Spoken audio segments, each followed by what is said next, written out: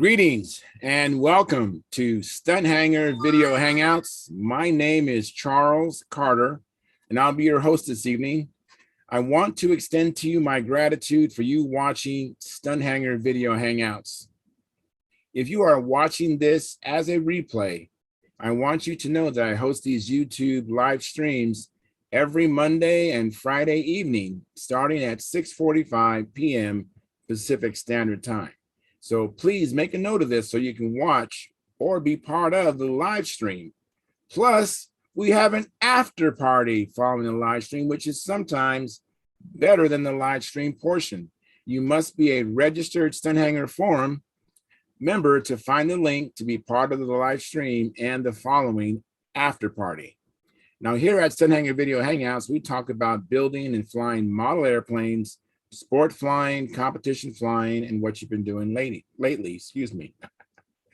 To join our conversation, if you are already a member of Stunthangar Forum, you can find the link if you scroll down to the section called At the Bench.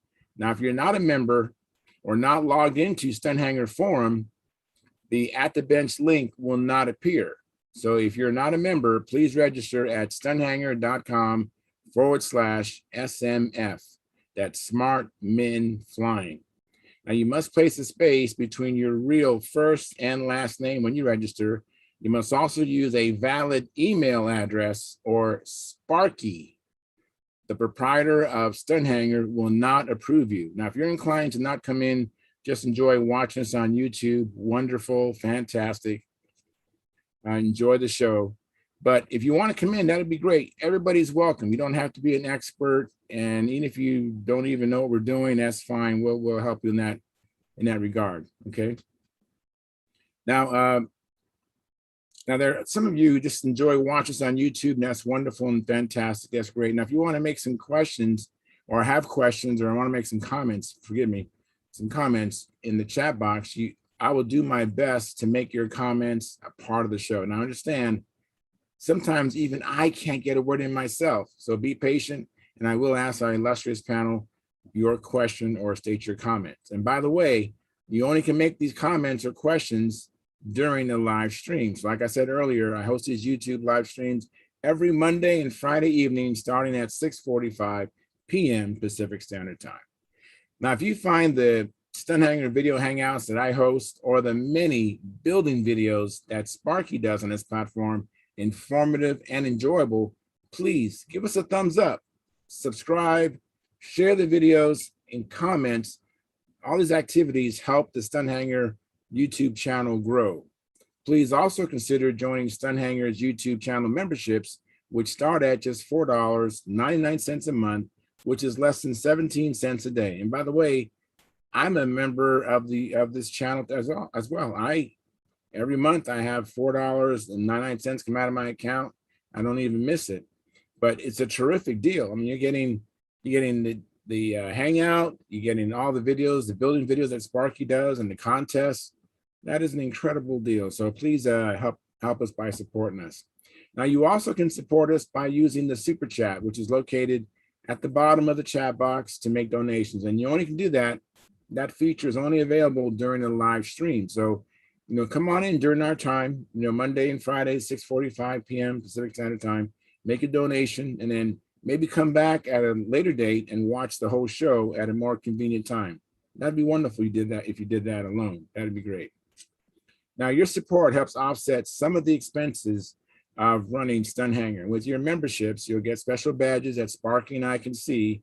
We can tell who are the, really the paying patrons of the program and who are not. Okay, and so, and also Sparky has a question and answer show once a month. And now regarding comments, this is Sparky's YouTube channel. This is not my YouTube channel. Okay, so I'm in here Monday and Friday nights, but if you want to get in touch with me or leave me a comment, you have a suggestion, please make your comments known to me by going to my YouTube channel, which is called Flying Control Line Stunt. That's Flying Control Line Stunt. All the letters are there. And if you would, please place your comment or question on the 2019 AMA National Championship video that which was actually shot, videotaped by Sparky, and I was flying Sparky's beautiful Junar XL.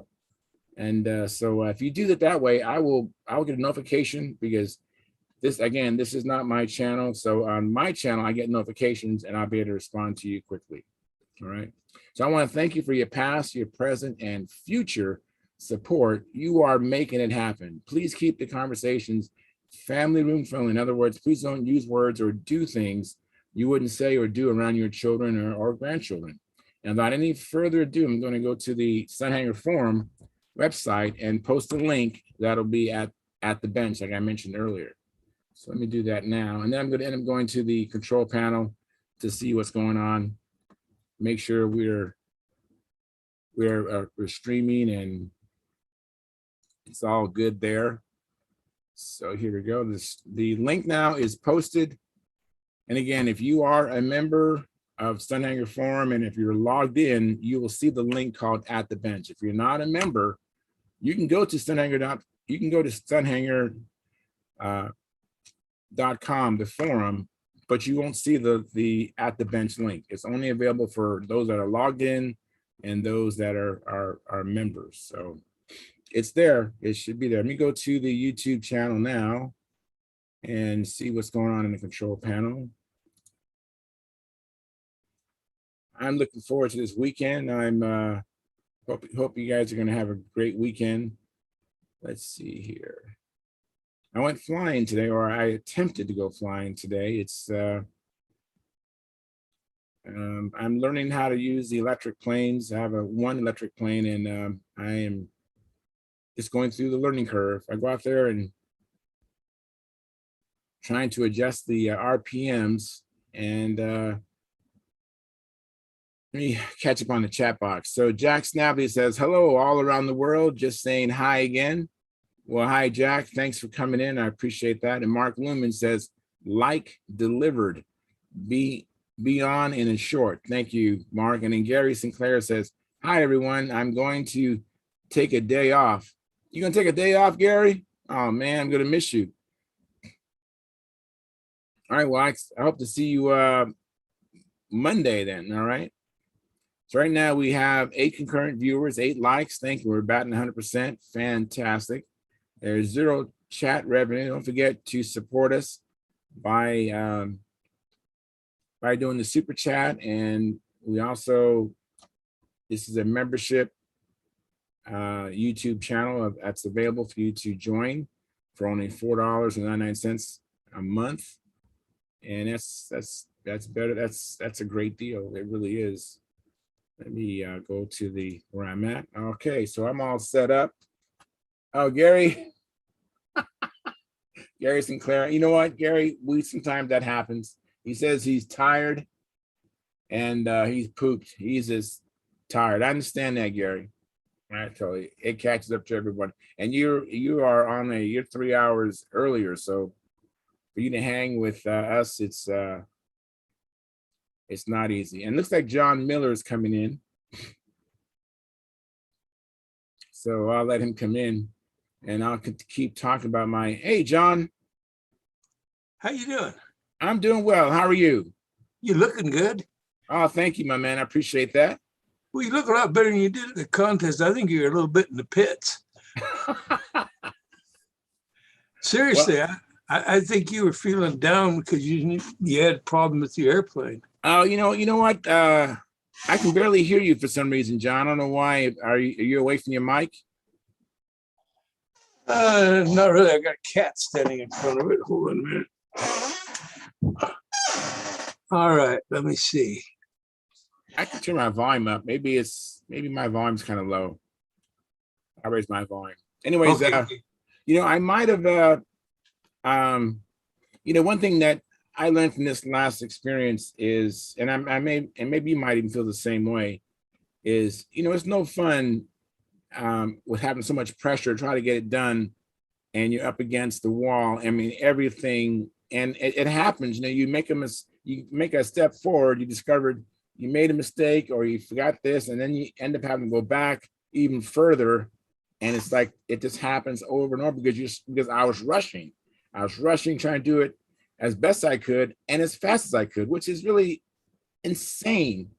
Yeah. When you're talking about a precision aerobatic model, to be trying to do it the best you can and the fastest you can. It'd be better to take your time, make sure everything is perfect. Because I was cutting corners, it's like I know I should have done it this way, but this would be good, And I was just so I might have just been tired, tired from all the stress I was putting on myself. That's why I'm looking forward to this weekend where I'm going to just not have any pressure on me. I put the pressure on myself because we had that timeline, and so we just could not move that back. It was going to happen November 7th and 8th, or 6th and 7th. And no matter what we did, and it was just tough. So you might have seen that, but I was happy to be there. I really was. And it was wonderful seeing you. That's great, because I was happy to be there, even though, I feel the same way you did. I got to a point where I was really up against it. And when I come out of and it appears that my push rod from the flap to the elevator is too long, and I got it wound in all the way, and I can't go any shorter. And I realized I may have to build another push rod. I made three push rods.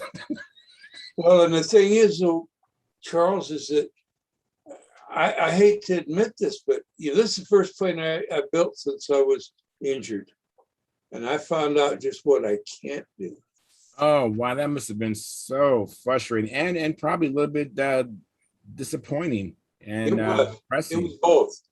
It was both because sometimes I wouldn't know. I'd pick something up, I got very little feeling, and I go to put it in and it wasn't there. Where was it? It was on the floor somewhere.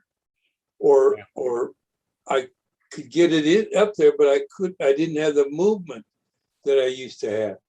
And I wound up using hemostats and needle nose pliers a lot to try to get things lined up and worked in, because I just didn't have it in my fingers and my hands anymore. So I looked at it, and I got down. I was literally down, Charles, to 2 or 3 hours before I was scheduled to leave. And that's when, and I looked at that SV11 and I thought, just like you rush him, you get a lousy airplane. Yeah. And that's a lot of time and money into a lousy airplane. Absolutely. Who's there with us? This is Bob Hunt. Bob Hunt, how you doing? Hey, that's Santa Claus. Yeah, I'm getting ready. I've got less than a month now. Yeah. I got called up to do a Santa gig here at the 1st of December. It's actually 2nd of December. Do you actually play Santa Claus? Oh, I do. Oh, that's great. You're a natural. Well, I love it. These little kids are so much fun. I tell them, because to avoid the "you're not Santa Claus" thing, I tell them, no, I'm his brother. Yeah, Charles and I are just talking about rushing and that to get ready for a contest and how it's not really a good idea. I'm sure you've done it and you know what we're talking about. You do it every time. Every time? Well, you do it a lot better than I would have. But I was telling them I was down there like 3 or 4 hours supposed to go, and I looked at that. So I like, okay, I'm going to bring my backup airplane. I got a Legacy that I've flown. It's all trimmed out, and it's been sitting there for a couple of years. But, and I go down in the basement to pick it up, and I had hung it. We had a flood here. So I hung it up off the floor over, and I didn't realize it right above it was the outlet for my condensation line from the air conditioner. Oh, no. And I went to pick it up and wow, that sucker, I don't remember it being that heavy, and then I looked and the whole wing was full of water. Oh, no. So that took care of my backup. So I went over in 95. You may remember this. In 95, I had that Pathfinder 40, the first full body Pathfinder. This is one I designed. And it had a swept lid, and I flew it in the 95 Nats in advance. Flew against Jim Damrell and that bunch. So anyway, so it's sitting there, it's been on the wall for 15 years. So I went over and picked it up. It's the only airplane I got left that's in flyable condition. I flipped it over and it was all gummed up, you know, so I worked it loose. Anyway, make a long story short, I decided I'd take that, even though I didn't want the wing. I'd noticed the last flights, the wing was kind of bending a little in flight, you know, and I thought the spar is not good. It has a faux spar, it's a full I-beamer type thing. So anyway, I got down there and I could not get that engine started. And you know what? I was really happy. I was happy because I wasn't gonna, that airplane has history with me, you know, and I wasn't gonna take a chance of destroying that airplane in a contest. So it's back on the wall and it'll probably stay there. Yeah, I got a couple like that now myself. Yeah. Which ones you got, just out of curiosity, you got on the wall? Well, probably the Genesis is probably retired now. Uh-huh. You know, the one I've been flying for so long, that's probably retired. I don't want to risk losing that airplane. Something I want to hand down to my son. You know. Yeah, yeah, yeah. What about the USA Ama USA? Usama? USA Ama. Did you make a copy of that? Well, I built a Usama, and then I sold it to Tom Smeltzer in a weak moment, and then my son bought it back from him. That's a funny story about that. I know Charles likes my stories. I got a I funny sure story. do. I sold the plane to Tom Smeltzer, and then and I also sold him an airplane that I built called the Caprice Extreme, which was a kind of an updated Caprice look, kind of like a cross between a Caprice and a Gypsy 35. I always liked that top, the turtle deck that had a little curve to it and Yeah. everything. So I built a Caprice that had that look on it. And I sold it to Tom. It was all painted. It was in white, ready for trim. And it weighed nothing. I mean, it weighs nothing. So I asked him if he'd like to sell that back. And he said, well, I don't want to sell it. He said, well, I'll trade you that for, you know, a couple of wings and a couple of fuselages if you build it for airplane I want to build. I said, oh, that's a deal, you know. So then my son asked him if he'd like to sell back the Usama. And he said, yeah, he would do that for the same amount of money we sold it for. And when we, as a brief aside, when we got it back, it was in absolutely pristine condition. He didn't put a scratch on it, even though he flew it in several contests. Just gorgeous. So anyway, this was right when COVID was starting out. And he lives in Maryland and we live in eastern Pennsylvania. So about halfway between us, ironically enough, is a place called Midway, Pennsylvania. Or it's a Midway service plaza. But it was closed for COVID.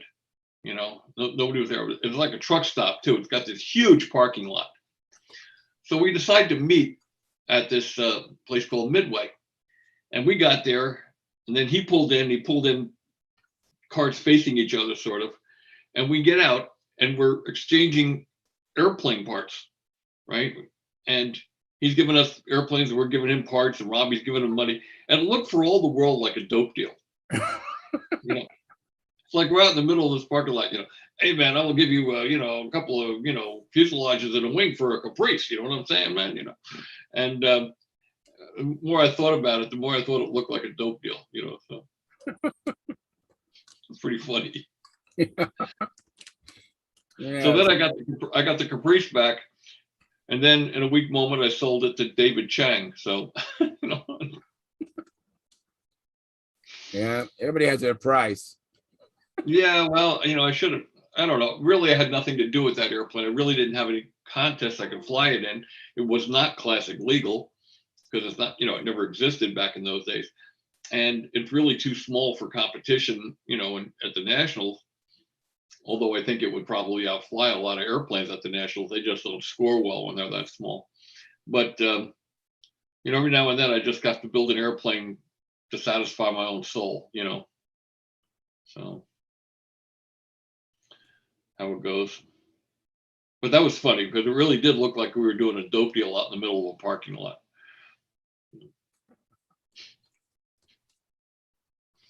I'm afraid we probably don't know what a dope deal looks like, what it really does, how it really goes down. Yeah. It'd be funny if the cops had raided us, and these guys are selling, illicit model airplanes. Yes. Yeah, I heard you guys dope your airplanes. Yeah, right. Pretty funny. I went out flying today. I mean, that's what my plan was. And I thought I wasn't prepared before the Las Vegas Stunt Challenge. And I had some obstacles, but if I would have arrived there with my plane, it wouldn't have worked. Because when I crashed my plane, I inadvertently created an open in the wire going from the ESC to the KR governor. And I wouldn't have discovered it until I tried to do it. So it's kind of like, I'm glad I didn't go. I'm glad I didn't take the plane. I'm sure I would have got lots of help, but it would have been just a mess trying to troubleshoot why it's not working. Because it looked like the wire was actually soldered. I had these bullets, male and female bullets that were connected. They were shrink wrapped, and it really would be hard to tell where the open was. Or maybe it might have been an intermittent open, because I could get the light to show on the KR governor that it was on. But when I went to change the RPM setting, it just wouldn't behave. It wouldn't change the RPM. So it's just. So I went out today and spent another probably hour or so with Joe Mata without any success. It's just part of the learning curve of the electrics. And like I said, I think it happened with the crash. I don't know if you know this, Bob, but I was rolling out last week, getting ready to take off, and my lines got snagged on a clump of grass or a blade of grass or something. Plane turned in on me, and I ran back to cushion the fall, the crash, but I ended up ruining the breaking the prop. The battery compartment got damaged from the weight of the battery bouncing around, and bent the landing gear, broke the glue joint on the rudder. It still was on there, but it's kind of loose. Now, had that happened Wednesday, and the contest was the following weekend, and I was scrambling to get it all done, and but I didn't get it all done. But I would have probably had a problem anyways, because I didn't see that intermittent open in the wiring that was probably caused from the crash.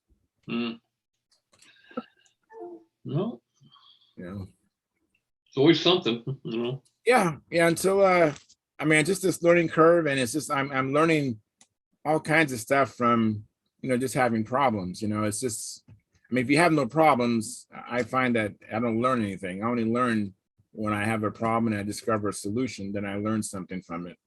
Some people will say that, electric shouldn't be allowed because it's too easy.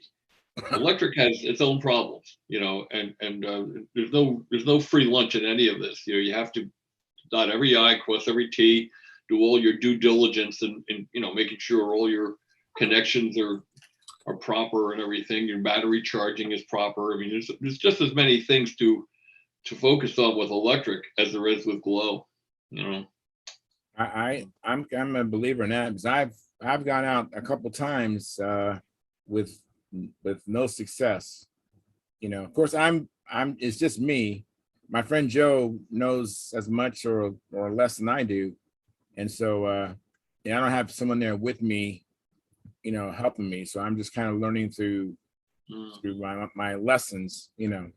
All these tests. Like I always say, you get the test first and the lesson second, and that's basically what's been happening with me.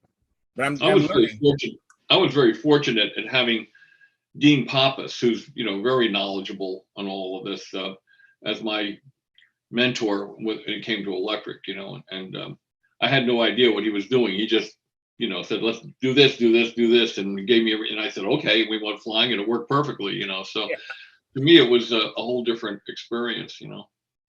Right. But if someone were to ask me when Dean wasn't there what I was doing, I would say, well, pushing the button and I'm flying, and that's all I know about it. So yeah, that's what I was doing today. Then, Yeah, that's what I was doing today, pushing the button, but nothing was happening. And Yeah. it would stop, and I couldn't figure out why it didn't run the full length time I expected. So now I know why. The worst thing is when you push the button and you go out to the handle, and after 30 seconds, whatever you have the delay set for, nothing happens. Oh, I had that happen to me the time before. Yeah, and then what do you do if you're alone? What do you do? You know, if you're using a self launch, you know, which you really shouldn't, you should put it on a stooge. But if you're using a self launch, what do you do? Just stand there for the rest of the day hoping it, you know? That would be unnerving. Yeah, fortunately, I had Joe, and I would just tell Joe, all right, hold the plane. I'm going to drop the handle. I'm going to walk over there, and I'm going to move the arming switch, Yeah. you know. Yeah. So, well, I'm making a confession that sometimes a lot of the times now I do self launch when I'm out practicing alone. I don't have a stooge anymore, but and I do what I do is I walk out after I push the button. I walk in front of the lines and I watch the lines all the way out to the handle. So if I hear the motor start to rev up, you know, I'll just jump on the lines and grab them, you know, oh, and and then when the airplane lands, I walk in front of the lines again in case it starts to, for any reason, wants to restart again, which I've never had happen, but who knows? I walk in front of the line so if it starts, I can jump on the lines and, you know, which would look pretty funny, I guess, if it ever happened, though, you know. So. yeah. Fortunately, it hasn't happened. I used to, with my IC motors, I would walk behind the plane. I mean, I always had stake down line on my handle. Yeah, when you have it on a stooge and running, yeah, that makes sense. Yeah, But I'm talking about if you're punch the button and you have a 35-second delay, you know, when you're walking out to the handle, you know, you're always listening for the thing to start, you know. So you walk in front of the lines in that case, so you can stop it if you have to. You never want to try to stop a glow one. I guess you heard about what happened to Jim Tate. Did I ever tell you that story here? I don't think so. Jim Tate, very good guy, good flyer, good builder, good flyer. He went out practicing after work one day, and he had a stiletto with an ST-46 in it, and he had a stooge attached to his flight box. And when he was walking out, he heard the engine unload. Apparently, it had broken loose and it turned, and it was coming right at him. And he had the lines. He was walking the lines out between his fingers. Sure. He didn't think to drop the lines. The airplane went right by him, hit the end of the lines, and chopped his middle finger clean off. Oh, Clean off. I he dropped everything and put a rag on it, left everything on the field, and drove to the hospital. And they reattached it, but it's never going to have the same feeling, you know. Wow. Yeah, this is a dangerous hobby. Yeah. Dropped his finger Mark. clean off. Yeah, I broke my back with a plane. I was running backwards to try to take up the slack. I mean, I was running backwards as fast as I can, and eventually I just couldn't keep up the pace, and I fell, and when I fell, I broke my back. And the strangest thing was I went to the emergency room. You know, you have the triage, and they want to know what's happening, and I'm like, well, I was flying my plane, I broke my back, and they're going, you were flying a real airplane? It's real. It's real. And I said, okay, I'm going to change my story to airplane because everyone thinks it's a real airplane. It's a model airplane. So then I just changed it. I just said I was running and I fell. That's yeah. Yeah. Yeah, there's a lot of things that can be misunderstood. I was in town and had some light blue dope on my fingers. Yeah. And the girl in town goes, "What's on your hands?" And I said, "Dope." Dope. Oh. Now, I wasn't trying to be a smart ass. Excuse me, trying to be smart aleck. I just it's dope. And the look I got on her face was like, I mean, you just a dope. "Oh, where do you get that stuff?" And I said, no. The dope has come up, right? You know, the dope deal. Yeah. You know, did you hear that, Mark, when we were talking about earlier? No, I'm not going to go through the whole story again, but it was a funny thing about transferring airplanes in the middle of a parking lot and look for all the world like a dope deal, you know. Exactly. Yeah. Oh yeah. So they made any flying. I know that you did some flying recently, right? That Mark, you've done any flying? Yeah. I got the Banshee up on I guess Tuesday. really happy with the build. The flying's good. The wings are level, and it's good on the lines. And now I'm just playing with getting the engine tweaked in. Yeah, it's I changed the engine. I put the one Enya on that I had, and I just couldn't control it. No matter what I did, it was just screaming, and kind of a newbie thing. And some of you guys may know this. What I found out was I had a combat Venturi in this thing. And a number 3. Now, unbeknownst to me, and like I say, new to this, yeah. Enya come out with the 5224s. They had 3 different inserts. They had a 1, 2, and a 3. Well, guess what? That 3 is it just, no matter what I did, it just screamed. It was screwing me in the ground with about 4-second lapse. Yeah. And so I did a little research and then found out, okay, that's the answer. And looked through a couple of the other engines I had, and I had a 2, and then I had one that wasn't marked. And looking down the Venturi, the one that wasn't marked was noticeably smaller. So I got that, put that on actually today. Yeah. Put it on, and it run nice on the bench. I did about 35 minutes on the bench with it. Yeah. And it's still breaking in, but really, really nice. Setting the brake on it is, like I say, I'm new to this, but it's starting to come together. That sound, and Yes. Yeah.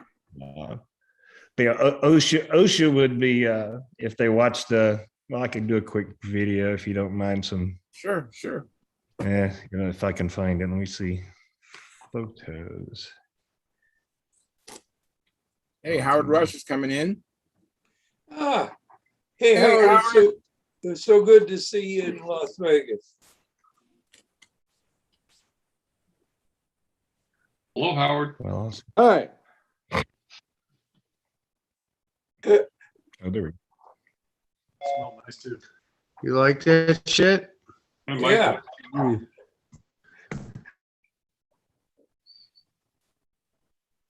Guys, I'm gonna have to jump off for a few minutes. I got something I have to do, and I'll come back. Okay? All right. Hey, All right, thanks, let's- Bob. I'll see you. In a few. We look forward to Okay. hearing from you. Hi, Howard. Nice. How you doing? I'm doing all right.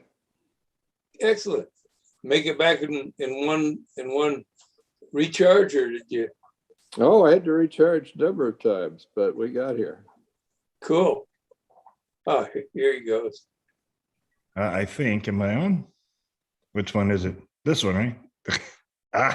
Yeah, I see a touchdown. There it is. Oh, wow. It's like Yeah, the we second hear or it. third run. This is where OSHA would probably have a fit.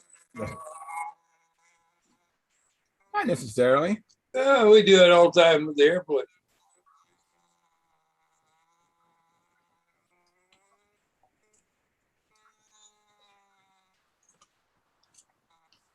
Thing is Got some running in. if that Enya was the new one, you'll still be breaking it in a couple of months from now. Yeah. Yeah. Well, actually today it was really a lot better. A lot better. It's just gonna, as you guys know, running on the bench is one thing. Yeah, you can have it tuned perfect, and then put it on the airplane, and it's a little different. But I got a little too rich today. It was getting a nice break, but it was anyway. It's gonna take some run in. We used to fly them like that. Yeah.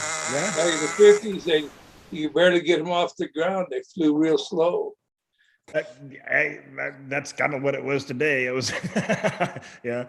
And like I said, obviously it needs a little more break in and stuff like that. And that Venturi thing was like that was like a godsend. I'm like, I was getting ready to, like, well, I don't know what's going on. This thing is That was running the black square ones. Yes, sir. Yeah. Yeah.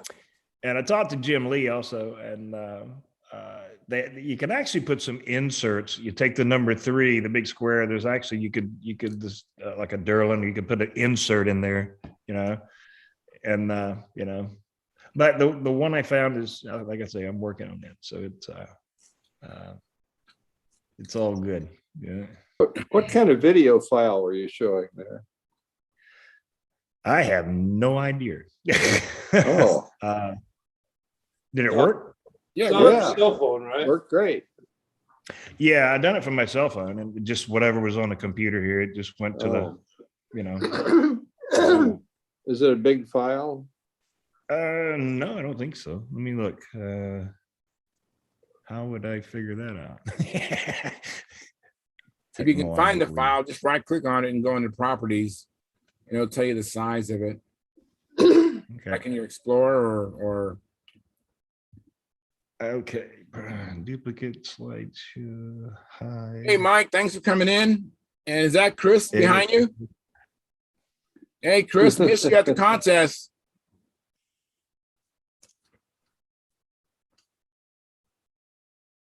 You guys are muted, by the way, but that's all right.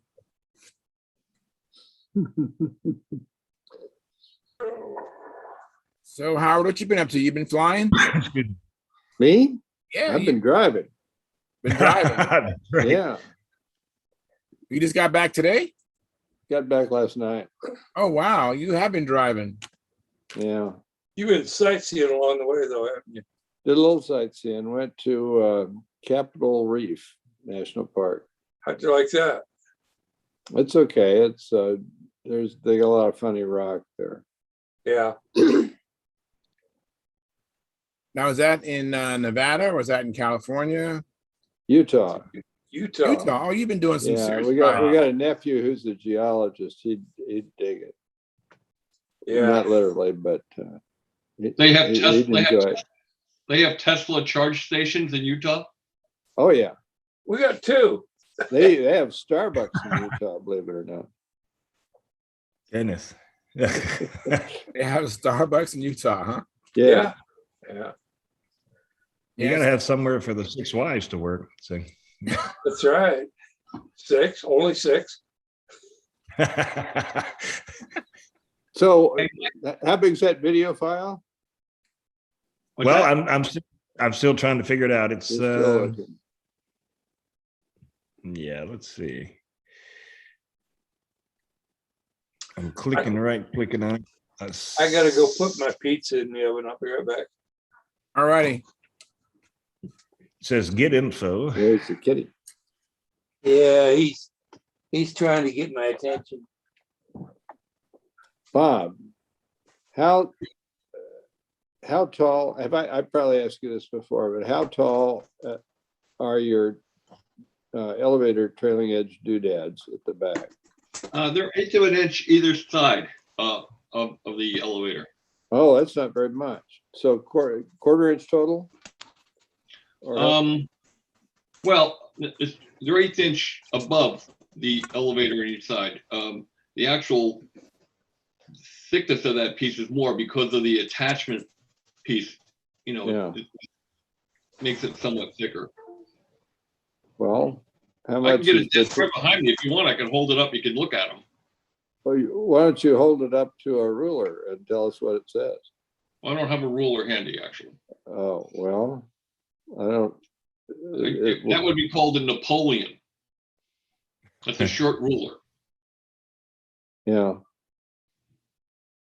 Boy, that went over like a lead balloon. That's when Well, I it got I it. was trying to figure it out. I was going to ask you, what do you mean? I was just That going was to funny. what do you mean? Napoleon. It's a Yeah. short ruler. Oh, okay. Okay.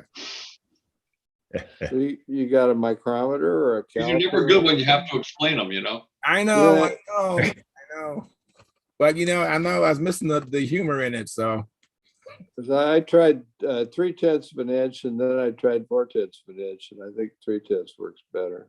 Wow. I'm gonna have But to, yeah, that's- how much battery usage are you getting when you make them that high? I don't know. You know, extra, you know, because it took about Well, another, I don't have a good measure yet because I've only used the 4-inch ones in Las Vegas, and you'd really need to compare them in the same wind and the same density and stuff. I'm using about nominally about 3% more battery with them. Oh, no. I couldn't tell 3% more better. It varies that much from day to day and battery to battery and flight to flight. Yeah, I haven't had a chance to use mine that you made for me, Howard, but I do appreciate them. I will get to it eventually. Right now, I'm still went out today and didn't get any flights in. I actually had a hard time adjusting my KR governor. Really? Yeah, I think Oh. it crashed last time. The wire, the connection to the bullet, it broke, but it was hidden because of the shrink tubing. Oh, there we go. Right. Let me make Bob big. He's showing us his hang on. That looks, There you that go, looks, Bob. that looks pretty big. I don't know. What's like you said, the eighth above, and that trailing It's edge 7 is inches roughly below. Yeah. maybe 3/8 of an inch. You think, Bob? Just get a ruler and hold it up to the back there. Trying to get this thing back far enough you can see it. Yeah. Yeah, I think it's about 3/8 Yeah. of an inch total with the eighth above. Yeah, Yeah, they're a hard little, yeah, they're a little over 3/8 of an inch, probably closer to 7/16.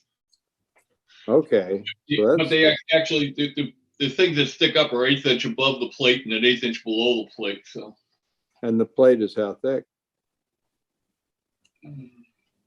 About that thick. He's They extend not below. joking. They extend beyond the trailing edge of the elevator, though, right? It looked yes, Yeah, like. Okay.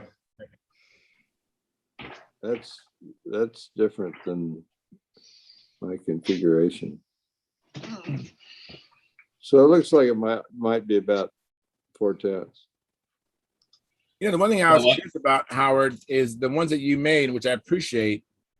You have kind of like a smooth taper up to the height Yeah, of the doodad, and it looks like Bob's. They slide onto the elevator, and then you have a sharp corner. yeah. yeah, it's a flat. It doesn't have a slope to it. But I'm going to make one that has a ramp. I want Oh, to you try are? that. Okay. I'm gonna take these and Oh yeah, modify. let us know. Well, the thing is, they worked so well when I put them on. I didn't want to touch them, you know, until the contest season Right. was over, because they were working. They made the airplane just turn into another airplane. It was just amazing how much better it flew. So, Let me say hi to my friend here. lot better, track better, did everything better. Oh, Hey, Carl, thanks for coming in, Carl. mine kind of turned into the same airplane. What's that? Mine turned into the same airplane, I think, but I'm not as perceptive as real stunt firearms. Well, maybe it's a different configuration I'm using. They do stick back a Yeah. little bit from the trailing edge, which actually gave me a little area. So that may be what is responsible for the little extra corner it's getting.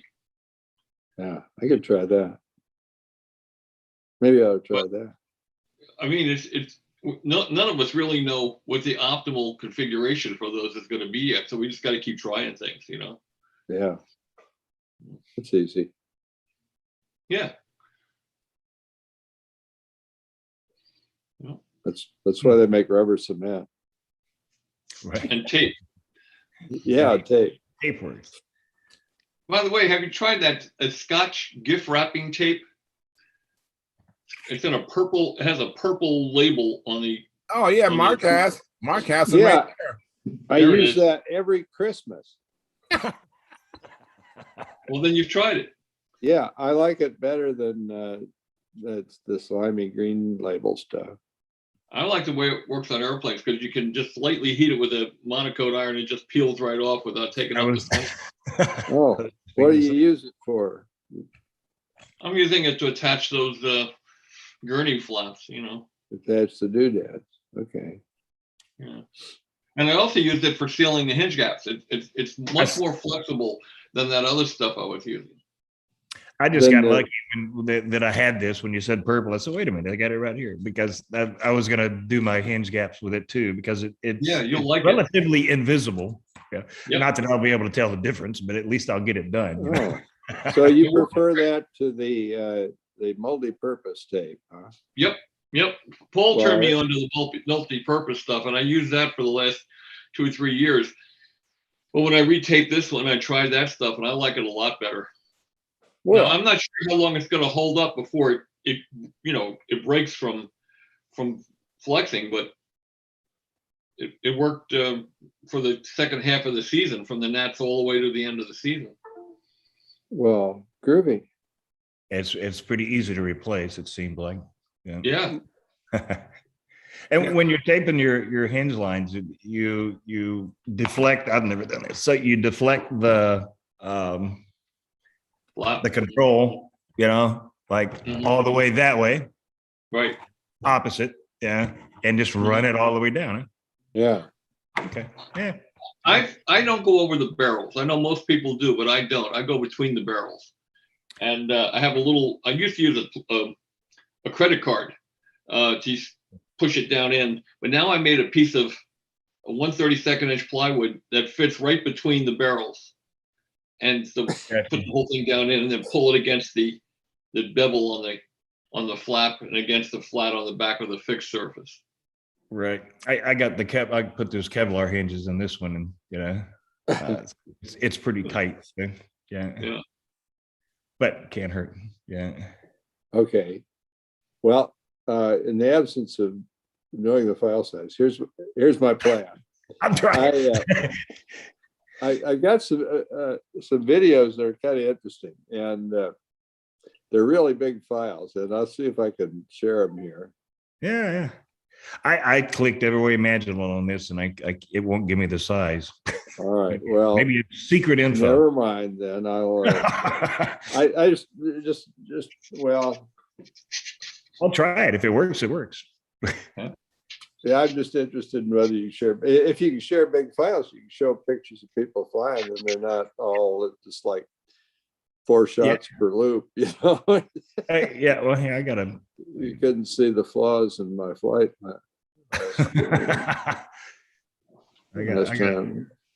I got a fairly long video from a while ago. If that plays good, I know it's huge. If I can find it.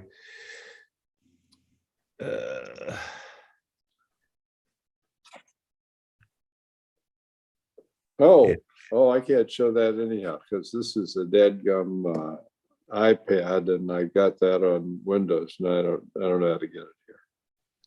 Okay. Never mind. Now, Bob, when you mentioned pushing down the tape in between the in the hinge slot, I thought that the last time you showed us, you would lay the tape over. It actually it'd float over the hinge. That was it. Actually, that's something that Robbie came up with. He made how to explain this? He put tape to tape, leaving a section, and then put it over the trailing edge of the wing, and the flap sticks over the movable surface, top and bottom. That's how the sailplane guys apparently do it. And it works real well, but I don't like the way it looks. I mean, I'm very much into aesthetics. I don't want it to, I don't like how it looks either. I've done it lately. I'm still doing it, but yeah, there's a little bit, especially if you use the wrong tape. I have one plane, I must have used a frosted tape, and it looks terrible. And the last time I used a clear tape, it looks better. Mm-hmm. But people are always curious, what is that? And I go, well, it's just like it's like sealing my hinge lines. It shouldn't make a difference if you do it neatly. It shouldn't make a difference in appearance points. I mean, apparently the appearance point judges, and Mike's right there, so he could probably tell us, but they seem to have accepted all these little doodads we're putting all over the wings, and the trip tape and hinge sealing things. That's just part of the function of the airplane. And if it's done neatly, there's no reason why it should detract from your appearance point. Now, if you feel personally that it has a detrimental look, that's something different. But you know, pretty is as pretty does. You know. Mm-hmm. So what I did the last time is I was trying to, all I could find in the store was 3/4 inch tape. So then I found a 1/2 inch tape that I attached to the 3/4 inch tape. So I had a section that covered the adhesive, and I'd lay down the adhesive, you know, on the wing, for example, and then the part that was covered up would be floating over the control surface. It didn't stick to the control surface. But it was easier doing it that way as opposed to before. I'm having to tape and fold it over to cover, you know, it was just much easier with 2 different size tapes. And Joe Mata had that idea, but I'd like to next time get an inch wide tape. Probably need to special order that and then use the 3/4 I can get readily available in the stores. Well, you could just use regular packaging tape and lay it out on a piece of very clean glass and then slice it with a straight edge and a knife. And that's what Robbie does. Okay. Yeah, and it works fine. Again, I'm not crazy about the look of it, but there's no questioning the fact that it doesn't inhibit the movement of the surface anywhere near as much as sealing in the way we traditionally do, you know. I think Robbie better move back west. He's getting some bad influences. Hey, Brendan, thanks for coming in. He went to hear Pat Metheny last night, Howard, live. Yeah. Did they get married yet? Is he a local yokel? Is Pat Metheny from Seattle? I don't know where he's from, tell you the That's truth, what but Daniel is from Seattle. huh? Chuck Metheny's a combat flyer. It's a different guy. No, yeah. Pat Metheny's a guitar player, a jazz guitar player. Robbie's big into jazz, so. Oh my goodness. Yeah, he better come west. Yeah. So, Brendan, what you been up to? You been flying? I know you're in Pennsylvania, so I don't know if there's conducive weather to that, but haven't seen you in a while. And it looks like he's locked up. Blinked. So, the lights are out. There it is.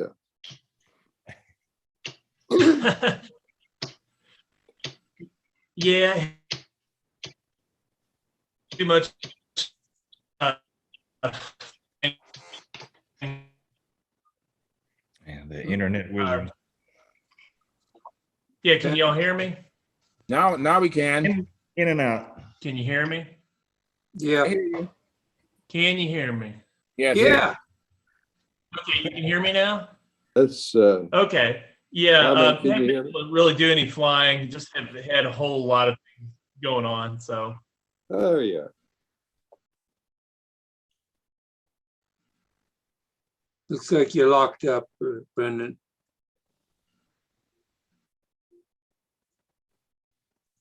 It must be sunspots. I'm here. Can y'all hear me talking?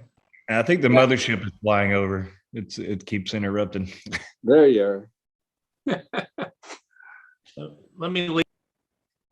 It's gone. I see Mike having won the Las Vegas meet with a modified combat plane, is working hard on combat planes for the next year's stunt season, right? Yeah.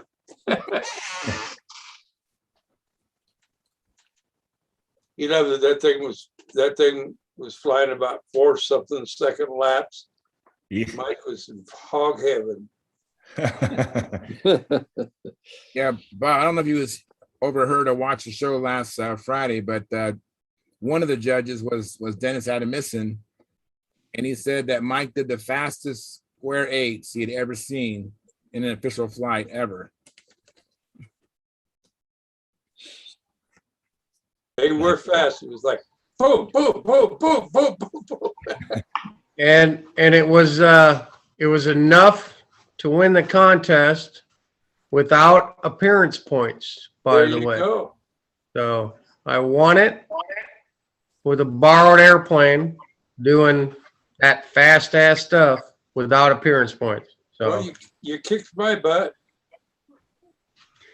Well, John, that's not fair. You and Charles didn't fly, and I'm sad that we didn't get Yeah. to compete against each other. But I'm glad you guys are there. It was nice to see you and hang out and have that fellowship with you. And I got to hang out with Charles, I think, a little more than I did with you. Charles and John, Joe Mata and I had a meal together, and that was nice to have that time. It But was. got me it was hooked on fun. those. You got me hooked on those hot nuts, man. Those hot nut. Oh, the wasabi almonds. Yeah, the wasabi. Yeah, that was good.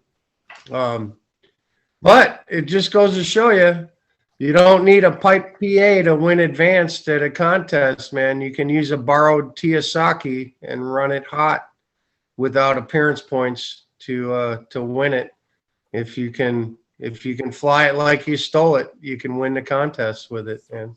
So Yeah. Proof positive. Well, Now, you beat Gary Gingrich, and so what was the order? You was first. Who was second? Was it Gary? I believe Gary was second. Yeah. And Gary's a good pilot, by the way. Gary flies really good. And that Hawker Hunter with that Super Tiger 60, the first round, I watched the first round. I thought I was out of position. I was in front of the plane doing the maneuvers, but it looked like it was flying really nice. So that speaks volumes to me that you beat him. Well, actually, the way it went down, Charles, I had him by 2.5 points in the first round. And then he didn't fly the second round. But my 2.5 in the first round was enough to win the contest. But he got appearance points. I didn't. So He did? you know, Did he build that thing? from there and figure that out. But you know, Gary's a good pilot. I enjoyed hanging out with him. I got to Sunday night. We spent some time in the casino together and played a little roulette. I think we caught Howard and his wife and Tim Just as they were walking in Sunday night. We got to see them for a minute while Gary and I were playing roulette.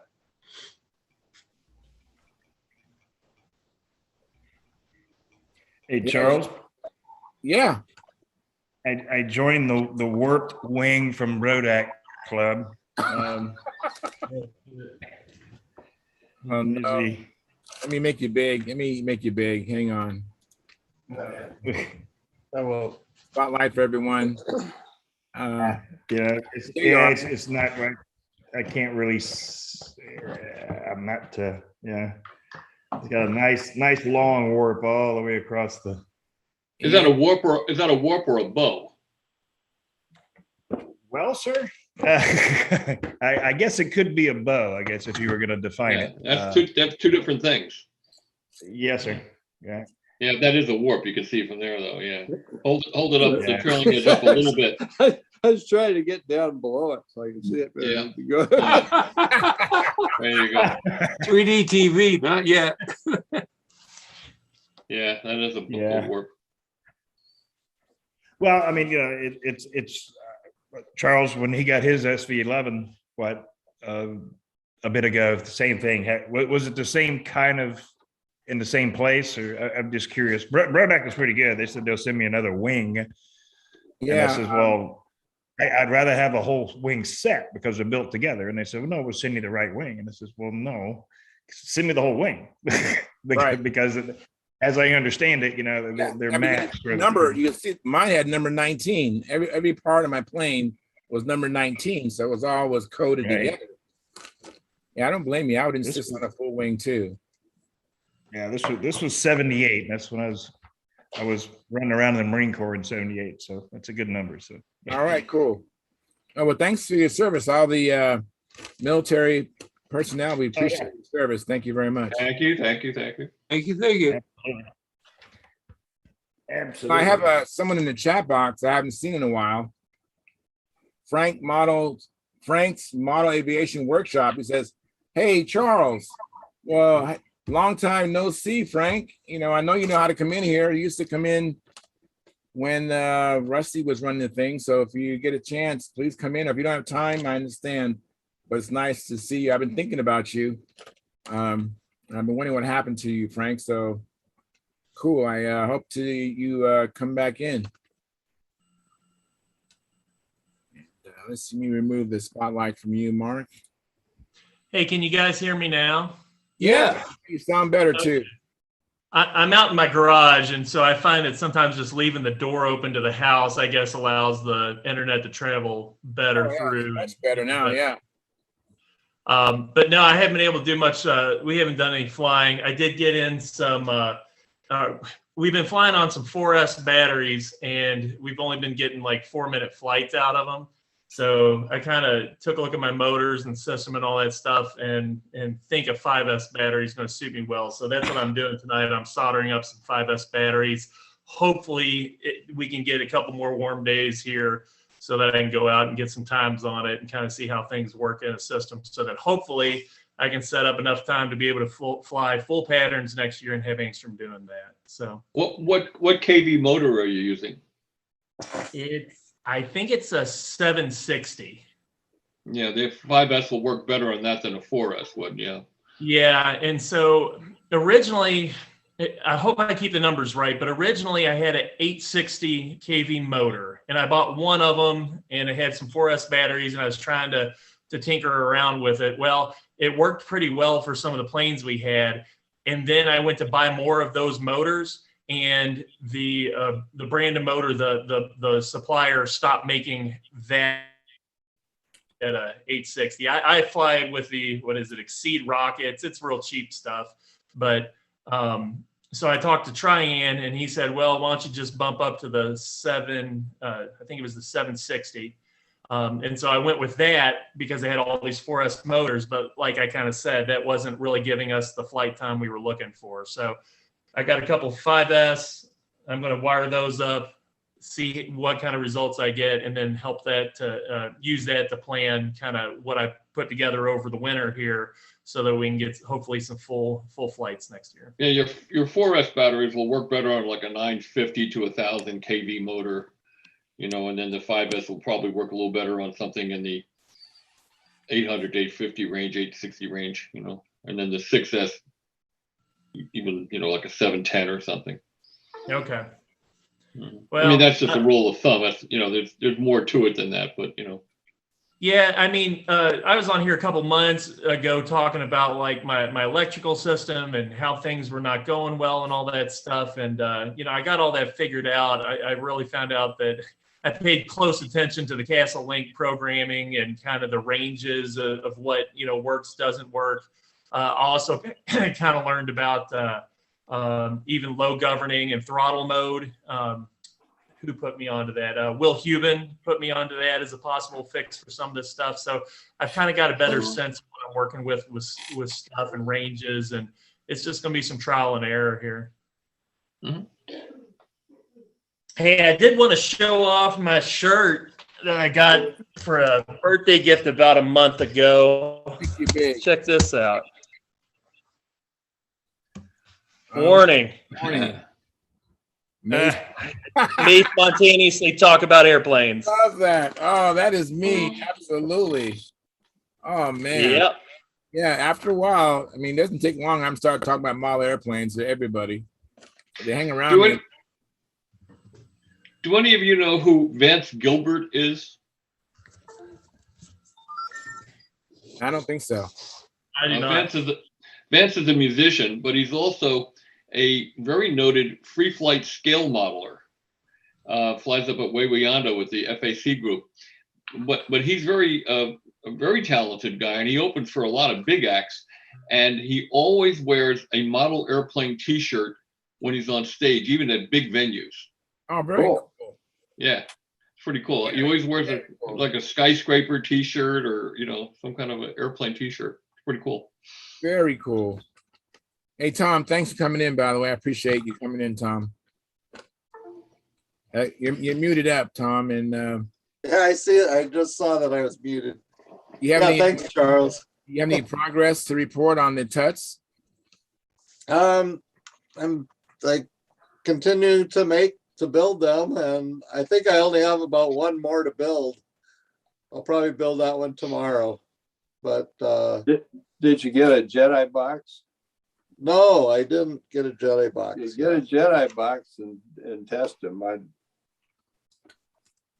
I could test them for you, but I'm not going to pay you to test them. Yeah, I need to get a Jedi box. Yeah. Esprit are the people that sell them. They're not very expensive, about $36, $37, I think, Howard. Yeah. Yeah. They're cheaper to get from Esprit than from Igor. Yeah. Okay. I could send you a website. Yeah, that'd be great if you want to do that. Charles. Yeah. Mhm. If I wasn't eating this popcorn, I would be really hungry looking at that. I put jalapenos on this one. Oh, good. Yeah, it makes them a little tastier. Is that Red Baron? So we're still talking about model aviation? Is that Red Baron pizza? That's Red Baron's. Red Baron pizza? Okay. Yeah. Sometimes I wear a rock and roll t-shirt to my airplane contest.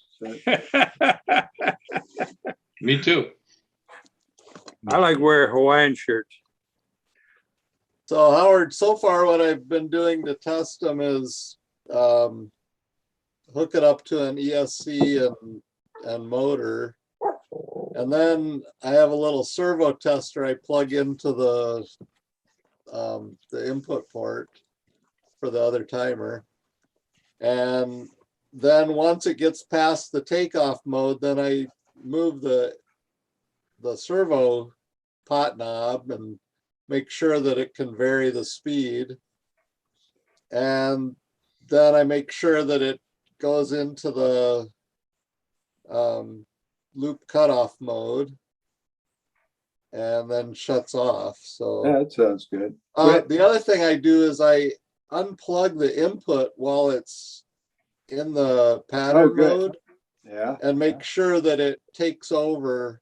I set the servo pot to pretty low throttle and then unplug it and it speeds up when you know, because it goes into the program speed. Yeah. And then I plug it back in, make sure it sees the signal again. So I've been doing that and that's been working. Good. Yeah, I wonder if when it's in the pass-through mode, when it passes the Igor signal through, I'm suspicious that it might add or subtract some RPM somehow. Now, I don't know how it can do that, but so when I adjust the RPM in the Igor device, sometimes it changes and sometimes it doesn't when it comes out of the touch. So I got some servo testy things. Yeah. I haven't tried them yet to see, but faithfully reproduces that signal. You know, I don't have the source code for the program that's in there, but I think the way that it is done, because it just uses 2 ports, IO ports on the microprocessor. So I assume he's looking at the PWM signal coming in and then duplicating it on the output port. So yeah, and then sometimes it chirps. Some touch chirp more than others. There's that is a strange and wonderful thing. Okay.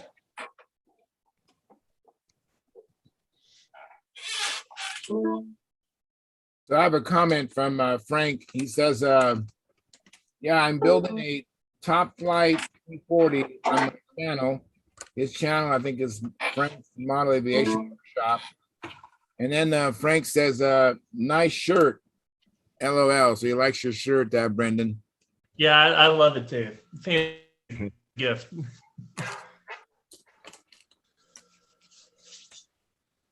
So the other thing I did, Howard, is I put some little dots on where the signal pin goes on the 9-pin connector. I don't know if you, Yeah, that's good. I don't know if you can see it. Make it big. Hang on a second. Where's my cursor at? Okay, hang on. Make spotlight for everyone. There you go. You can see those Good. 3 dots on the 9-pin connector.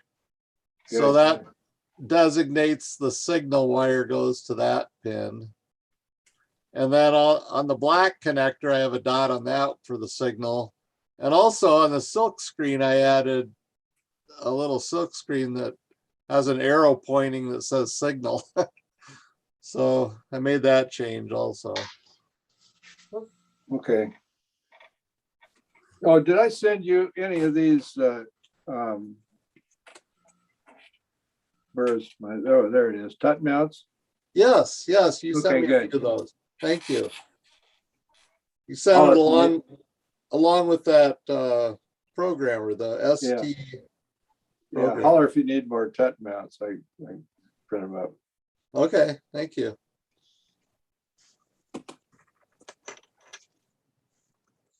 Yeah, there's I think there's 26 or 28 components on that little board, and some of them are awfully small. Looks like. It still takes me just shy of an hour a piece to build these things. Wow. So they're fairly time consuming to build. Jedi box is up to $39 a piece now at Esprit. I'll send you the link. Okay, thank you. So what was the full functionality of this TUD? I know we you okay, Charles?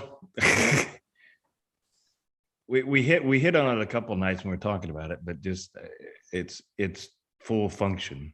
I mean, it works in conjunction with an active timer. Yeah.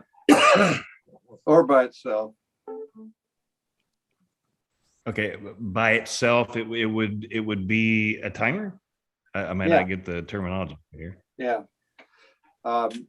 It has a slow takeoff mode, or a takeoff. Right. You can take off any. You can set any speed you want, but I like take off slow, and then it comes up to speed, and at which point it passes through the Igor signal or the whatever active timer you got. Whatever time you have.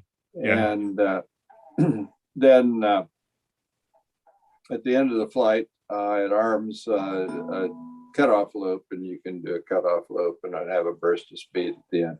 It has an Yeah. FAI mode that does Gives you an extra something lap or else. whatever you have to do. It's equivalent to a cutoff loop, but cutoff loops are probably not legal in FAI. Actuated by a pilot. Right. That if you're just running out of gas, you can do a cutoff loop, and that's okay. Right. But you can't have any pilot actuated device, so it does something else. Anyhow, Okay, there's that that. makes It also will light lights. So if you have a bycast system, battery indicating crew alerting system, that's an airplane joke. Right. I got it. Yeah. Howard, it's saying FAI, you're not allowed to have the cutoff loop, but it is okay to have it speed up before the motor shuts off, right? Well, yeah, I don't see why not. Okay, and that gives you that extra burst of speed, so you can do that one lap level Yeah. before you. Yeah, right. Okay. Yeah. But yeah, cutoff loop would be a pilot actuated shut off in this case. Gotcha, I don't because think you it's actually legal. Right. you actually take an action to make it happen. Okay, that makes sense. Yeah. Yeah. Isn't that okay as long as it comes through the lines? No, not for Mhm. FAI. Okay. That's my understanding.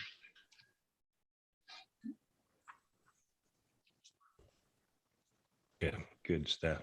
Mm. Yeah, I told you about the lights too. Yeah. Light tells you whether you got a charged battery, and And At our age, that's important. yeah, that's right. And then I sent Bob one. You sent me one? I sent you one. Yeah, When? It's in a long the time mail. ago. I need a light to remind me of that. Yeah, well, you got one. Oh, to remind Yes. you of the lights circuit. Yeah. I need a light to remind me that you sent me one. Yes. Master caution. Yeah. Must be here someplace. I don't remember it, but I'm sure you did. Yeah, yes. And then the battery indicator light goes out when the Igor thing takes over. Then you know that Igor's in charge. And then the light comes on at the end, tells you that the kill loop is armed. And that's after a certain amount of time, Yeah, obviously. Yeah. which is Yeah. programmable. Everything's programmable. It's wonderful. Great. But you got a Jedi box. And that'll work with the Fiorati as well. Probably. I don't know. I've never tried it. In theory, it should. But Fiorati has other lights, so that'd be confusing. It has its own lights. Yeah, Yeah. it's gonna be like a Christmas tree, with the two of them on there. Yeah.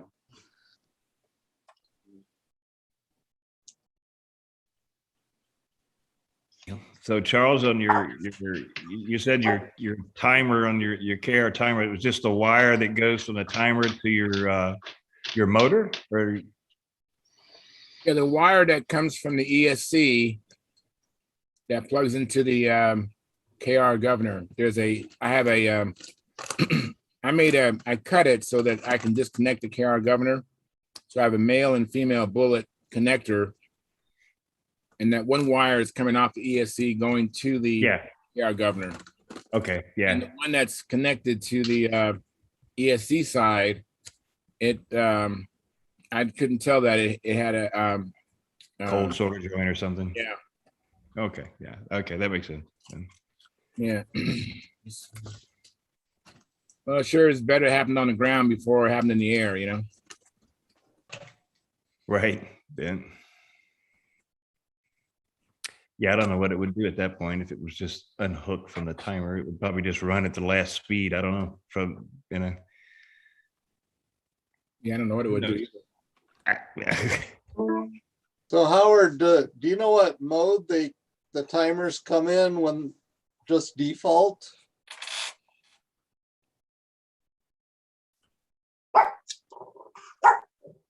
No.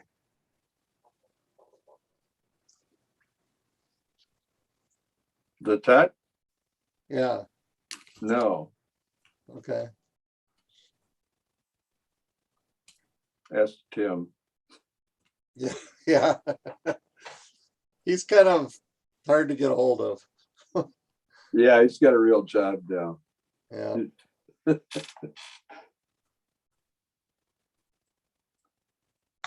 Well, I had quite the time figuring out the program initially, because he sent me a Motorola hex file that every line starts with an S, and the programming from ST expects an Intel hex file, which they all start with a colon each line. But what I finally figured out is to read in the Motorola S hex file, save it out as a binary file, and then read the binary file back in, and then it would program. Oh. But that was kind of a stumbling block for a while until I figured that out. Oh. I don't know anything digital. Oh, okay. Yeah. Tim It's working expected now, me to, but I don't. It's working now. I just took some time to get it figured out.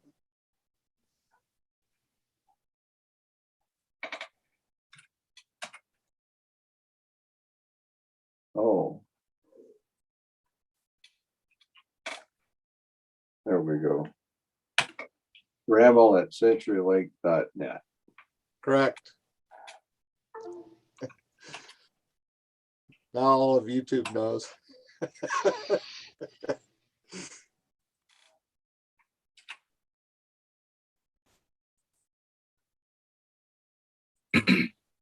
There. On the chat box, Frank's model aviation workshop, he said there's a link to his building series. Right now, he's building a Top Flight P40E.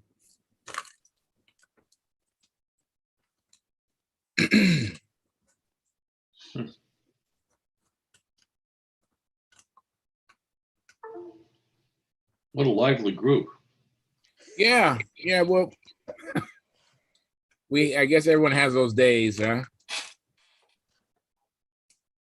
Some days you can't get a word in edgewise. And Yeah. I think this is the first time it's been quiet for very long at all. Yeah, well, at least we're staying on topic at least. So Well, that jalapeno makes that Red Baron pizza pretty good. Yeah. You gotta share it with everybody here. I am. Anybody wants a piece, just reach over and get one. Yeah. thank you. Hey, Charles, Yes, Carl. how'd you make out today? Well, I'm learning, the many ways that it doesn't work. Oh, okay. So So I'm- you didn't get any flying time in at all today? no flying time at all. And Oh, like I said, I know that some people were surprised I wasn't ready for the contest, and today was case in point, proof positive that I wasn't even ready. I went out there today to try to fly it, and I couldn't even get it to run. oh, I mean, wow. it ran a little bit, but I was trying to. I wanted to change the RPM because last time I flew it, I was flying at 4.99 seconds for Yeah. lap time. And so in trying to program the KR governor to slow the RPM down, the programming stick wasn't working. And so we just couldn't get the KR governor to do any kind of program changes. I could change the settings in the ESC, but I couldn't change the KR governor settings. So I went back, I left the flying field, went home and got another KR governor. But before I went back to the flying field, I had to solder on a male bullet on the lead from the, to the KR governor I was bringing back. So it's like all this back and forth. Then when I finally get there to plug in the replacement KR governor, that's when I discovered that the wire from the ESC going into the female bullet wasn't connected. It was just shrouded, hidden out of sight because of the heat shrink tubing. Yeah. Oh, wow. But the engine would run, huh?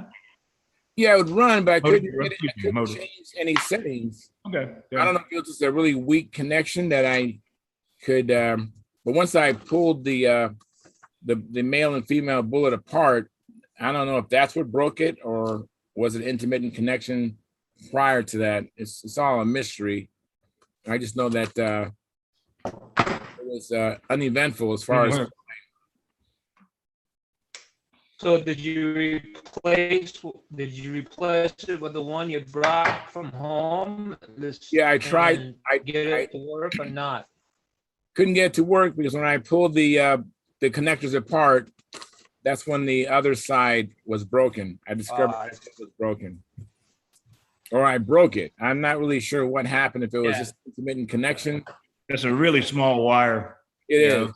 It So is. double heat shrink the little bullet connector. Yeah, it's a 2 millimeter bullet connector. So that's to give you an idea how small. Definitely small. Marcel Legrand, he says, evening, Charles and everyone. Well, good evening, Marcel. Thanks for coming in. Marcel, have you shared any photos with John Miller lately on your progress? I guess not. You must be working now, I imagine, Marcel. The twin. That's the wire you were talking about, right, Joe? That's right. That's it. That's it. It's little. Yeah. It is very little. Marcel is one of his mates liked the airplane so much that now they're building a second one. So Right. they're making patterns and everything right now, the last I saw. Okay. If that's not right, Marcel, just jump in and let Charles know. Very cool. And I don't know if Craig Biswick is watching or listening, but I did get your message in the Stunthangar forum, and I was curious if when you was flying inverted, Craig, if your engine was running a little bit rich, and if that's the case, you need to adjust your fuel tank to force it to run a little leaner in inverted, because sometimes that's a contributing factor when you're trying to learn inverted. If the plane slows down, it's even more difficult to control it when it slows down. The lines get slack and all that kind of stuff. So I was just curious if you're listening. Hey, Joe. Hey, everybody. How's it going? Long time Hey, no Joe. see. I know. We just see from below your nose, your mustache and up. There There we we go. go. Excellent. Yep. So we didn't have too much success today, right, Joe? Well, I did, because when I go electric, I'm not even gonna have to take out the instructions. Yeah, it's true. You're gonna learn from all Yeah. my hardships. And Marcel, he responded, John, he says, yes, that is correct, John. Show what I have done so far. So if you want to share, John, that'd be good. Well, I was going to ask you something, Joe. I wanted to ask you something, and I'm glad you're here. I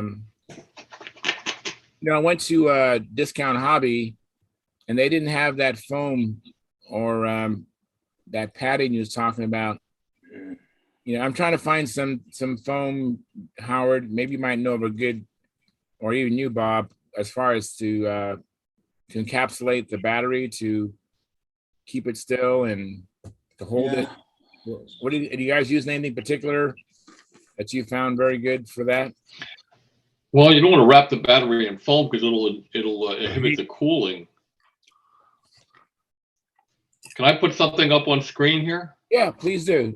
I'll show you how I mount my battery so you don't have to put anything around them at all. But let me see if I can find it. Hold on. Get it first. Take a minute. All right, no worries.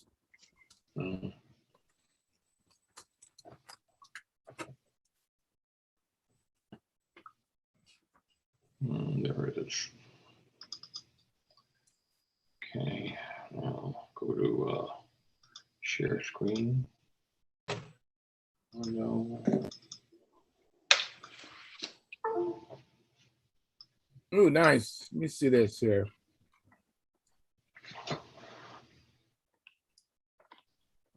Okay. Oh, yeah. Battery just has a rib around it and a little stabilizing plate. And you put a little bumper on the outboard. You can see on the bottom right photo, that little piece of wood out there. You can put something in there to prevent the centrifugal force, or centripetal force, whichever it is, from throwing the battery out of its holder.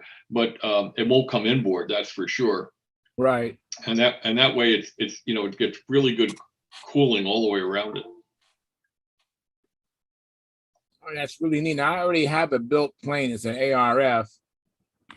That might be a little bit challenging to do that. I do have a side mount battery compartment. Oh, Anybody who wants that, I can send it to them. I have that in PDF format. I can send it to you. Just send me an email. Please. Okay. All right. I got a bunch of manuals, by the way. I mentioned, actually, Thayer Syme mentioned them in his column in Model Aviation this month. and I mentioned it here before. I got a bunch of manuals for various building things. If anybody wants them, they're free. And just send me an email, and I'll send them out to you right away. So. Yeah, I was actually looking at that. It's in this magazine, right? This issue, yeah. Mm-hmm. Yeah. Cool. Let's see. There we go. There we go.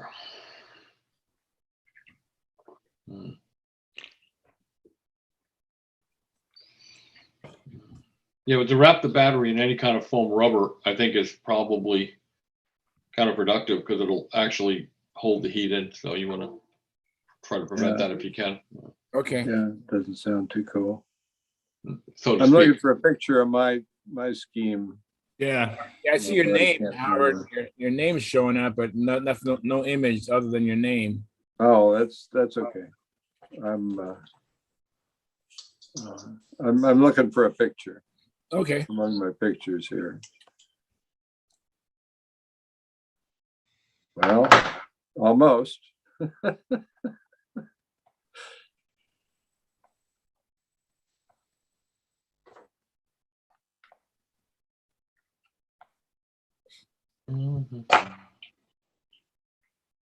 This is the liveliest group we've had in a long I time. was thinking. There's a.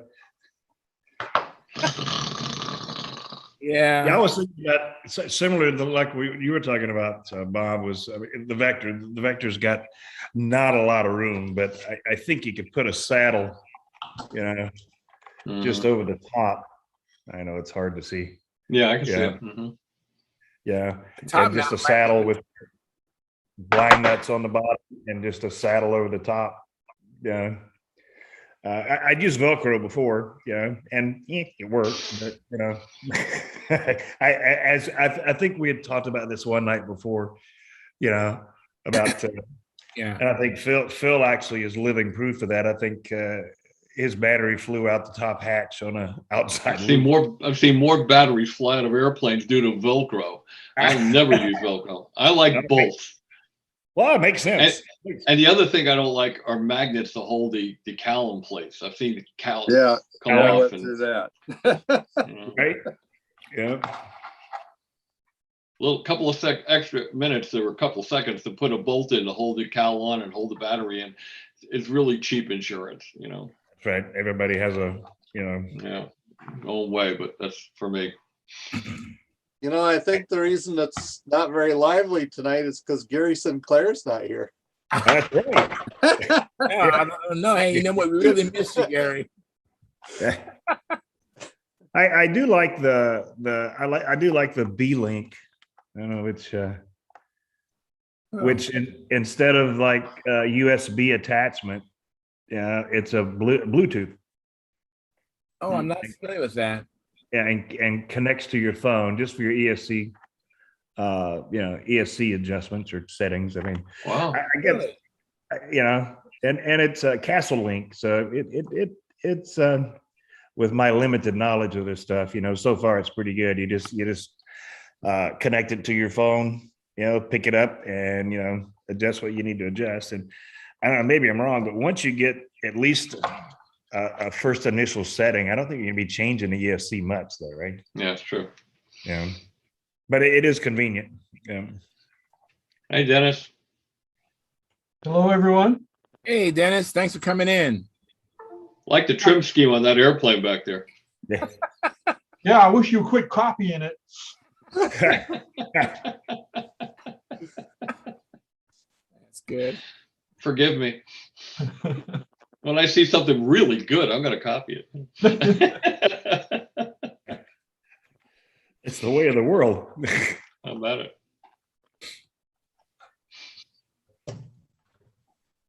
Okay. Actually, it's going to go on my new Genesis, a similar scheme to that. Yeah. Do I have to send you a royalty check for that? Of course. Every flight. Yeah. It's like, it's one of those deals where it's, every time you use it, you got to send them a check. Just so everybody knows, that was my scheme and he stole it from me, but we kid each other about it, I don't know what Oh, you're hi, talking Dennis. about. What's that? I don't know what you're talking about. Yeah, right. Um, let me try to figure out this picture sharing thing. I might show some pictures of my trip. Okay. And while you're doing that, let me share Mark's stuff. All All right. right. Yeah. While you figure that out, go ahead, John, and share away. Oh, those are fat ribs. Yeah, those are the Pathfinder. Pathfinder ribs. Pathfinder. This is Marcel Legrand's progress, right? Mm-hmm. There's $2 already. Already. It's funny how I get that in there, isn't it? Yeah. Yeah. Oh, I can't share. I can't do screen share while the other participant is sharing. Right. Yeah. Settings, but once he's done, you'll be able to share. All right. There's his cow for his little old time racer, I believe it is. It's right there. Cute Okay. little thing. Yeah. Oh, that is cute. Yeah. Look at that. Oh, Got a that- diesel. Oh, I can smell it from here. It's a diesel. Yeah. I don't know what it is. Maybe Mark will tell us what design it is. It almost looks like a Pergy, but it's not, Anyway, there's the underside of it. Couple more views of it. And I think he's trying to get out of Dodge there on his pedal bike. Yeah. Let's see, here we go, something coming up. Let's take, we won't go A there. healthy practitioner. We won't go to that one. Sparky wouldn't be happy. There's his little, I guess this would be a semi-combat ship from way back. There's the wing to his twin though, right there. Yeah. Okay. That looks credible. The rudder, the swept-back rudder in the canopy looks almost like an old Trixie, the Gillows Trixie. It does, doesn't it? Yeah, a little bit. He's Anybody ever have a Trixie? I had a Trixie. Did you? How'd you like Yeah, it? it flew very well. Did it? Yeah. Well, I see know this it's little a- one in she the just got front married. here would be something if it's old time legal, Bob Hunt would be building it. Don't you think, Bob? What's that? If this little one in front here was old time legal, I think you'd be building it Why is that? because it looks like your kind of airplane. After that little Sweet Pea, I mean the Frisky Pete. Frisky Pete, yeah. Yeah, it's similar to the Frisky Pete. It's a little shorter tail length, I think. Yeah. It's Mm. probably a design from down under. Yeah.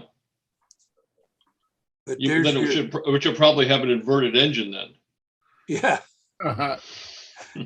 No, the engine has to be upright to be. Anyway, they're hiding under that back there is his twin. Okay. Yeah.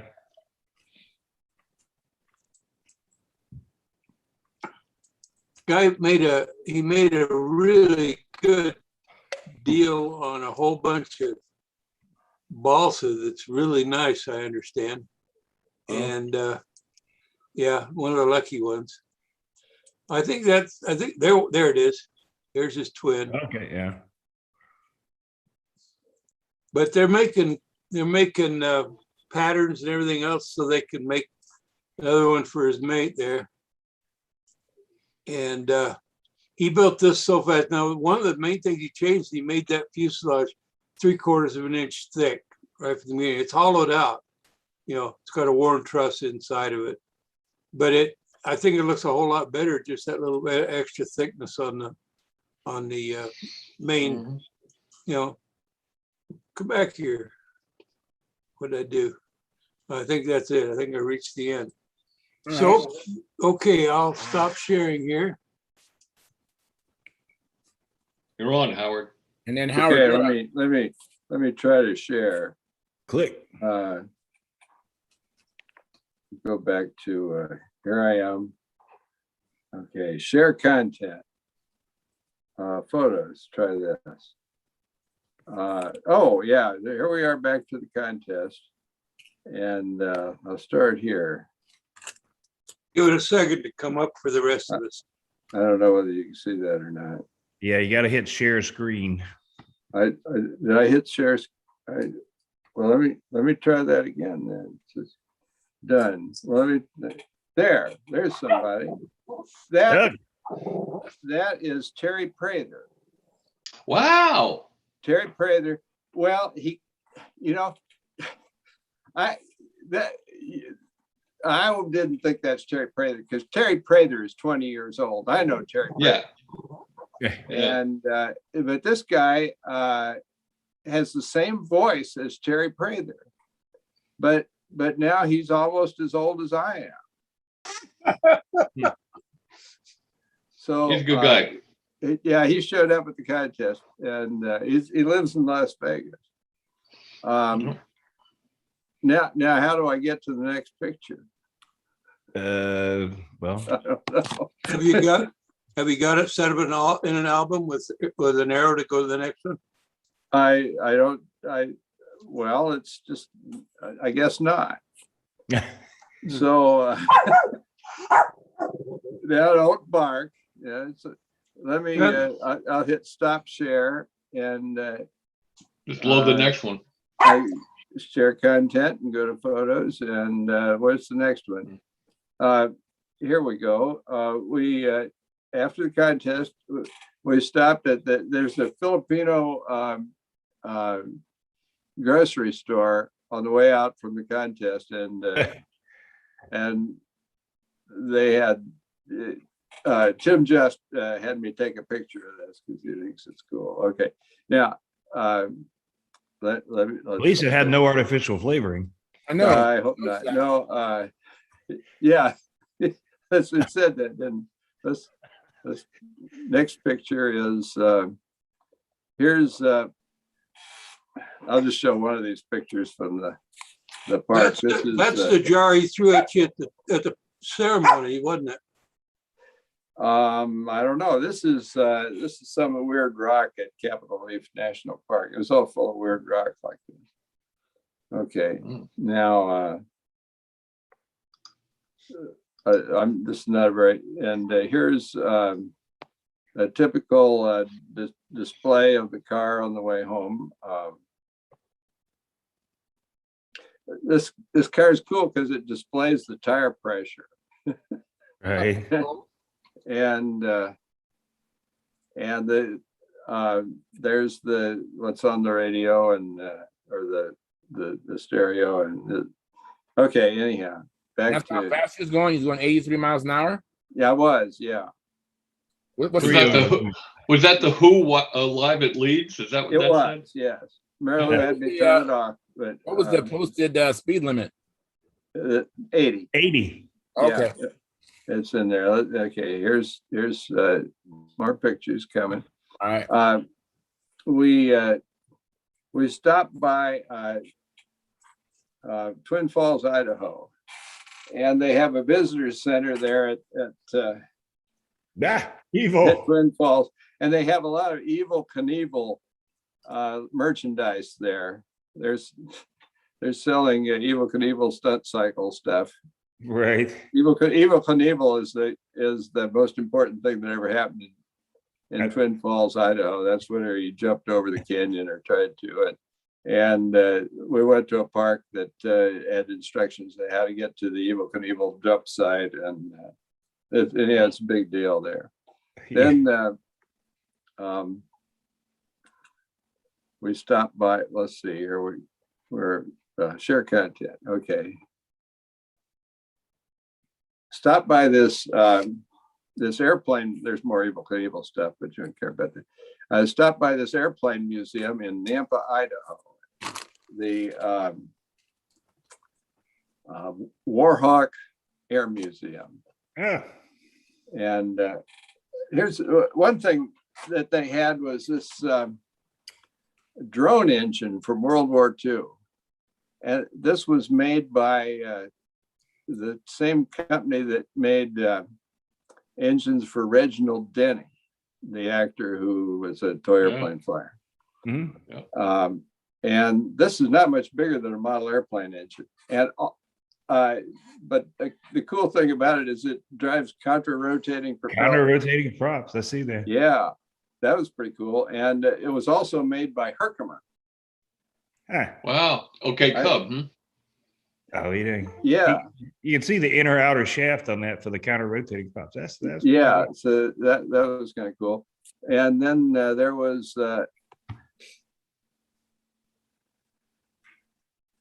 this is on a MiG-21. There's a doodad there, right in front of the aileron. Wow. I have no idea what that Bob, did, huh? How about that? but it's the same thing as the same idea as what's a gurney flap, but why is it right in front of the aileron? Yeah, who knows? So I don't know. okay, that's all the excitement from the trip. Oh, really? Yeah. Oh, man, you had Yeah. us going. Show us your Evil Knievel toy. You know. You had to get one. I had to get didn't one, get yeah. one. Oh, I was going to get a T-shirt, but right. it cost too much money. In fact, I was going to get it for Mike. This from a man who owns a Tesla. Well, I was You're talking about Evil Knievel? Yeah, I was going to buy an Evil Knievel shirt for you, but it cost too much money. Damn, Howard, too much money? Yeah, I'm kind of a cheapskate. I spared no expense on your black raspberry jam, brother. Oh, I forgot about that. Oh, yeah. Yeah. Oh, and let's see. That was on the way home. So I knew about the black raspberry jam, and I'm overcome with shame, Mike. I love Evil Knievel, man. I wore an Evil Knievel t-shirt to the Las Vegas Stunt Challenge, man. I didn't notice that. You didn't notice that? We already have one, so I have to get something else. Well, I got about 7 of them, man, because I love Evil Knievel. You were talking about the toy, though. I have 2 Evil Knievel stunt cycle sets made you got that from the original Ideal toy molds. Yeah. Yeah. So you know the wind up cranky ones, man. Yeah. Okay. Well, I got there's some other Evil Knievel stuff I could show you. That's the best I can do at this point. Okay. Well, I'd love to see it. I guess I'm not getting a shirt though. Good thing I didn't ship that jam yet. Oh golly. Here's an Evil Knievel display there at Twin Falls at the Wow. Oh, that's great, man. Yeah. And I love, a lot of people don't know this, but I love when it just says Evil in the Harley Davidson 1. A lot of people don't know that just means Evil 1, right? Evil 1. Doesn't necessarily mean Evil Knievel. It's just Evil 1. It was like a play on words that they did. Yeah. He had a cousin or something working at Boeing. I saw the name Knievel. Of course, I asked him, is there in the word? Has to be related. Yeah, they were related. I don't think there's too many Knievels in the phone book. Yeah. Well, shoot, let me see what else do I got here I can show you from that trip. How about the way you put your battery in your impact? Well, that's what I was looking for. Or in your Tesla. It's the same battery, right?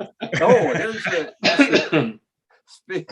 speaking of Teslas, this is you've seen pictures of Yosemite, but you haven't seen the important stuff. This is an intersection in Yosemite Valley where Teslas crash. You got a Tesla on autopilot, you come to this intersection, it doesn't know which way to go, and it slams into those rocks there. This has happened to 7 Teslas. How much did your repairs cost? I didn't have the autopilot gauge. I already do it better. That's a famous place in Yosemite. That's funny. So it has an autopilot, but it uses GPS signal, or does it use like It curb it feelings uses or whatever? it uses Vision? the camera Yeah. Right. mostly. Maybe entirely camera. The autopilot keeps it between the lines on the road. And Yeah, the it's lines kind have of dumb because if the lines aren't there, it will do kinky things. And if it sees orange cones at the side, it scares it. It's really afraid of orange cones. So a can of white spray paint in front of a Tesla, you could make it do some really cool things. Oh, you could. Yeah, you can check it. Burger King signs, it thinks those are stop signs. It's probably paid for by Burger King to get you to stop. It could be, yeah. That's all the pictures I got from the trip, I guess. Marilu has a bunch of them. All right, thank you. You're welcome. Thanks for looking. Sure. So Dennis, do you have anything you want to share with us? Have you been on a building or anything, or been flying, or? I've mostly been flying. Golden State. I didn't make it to Las Vegas. Did make it to Golden State. I was surprised I You should didn't have been see to you. Las Vegas. It was a good time. Was it? Yeah. Yeah. I'm trying to make it. Is it January? Is it January? I guess it's February now. The Southwest Regionals in Arizona. Arizona. Hopefully I can make it.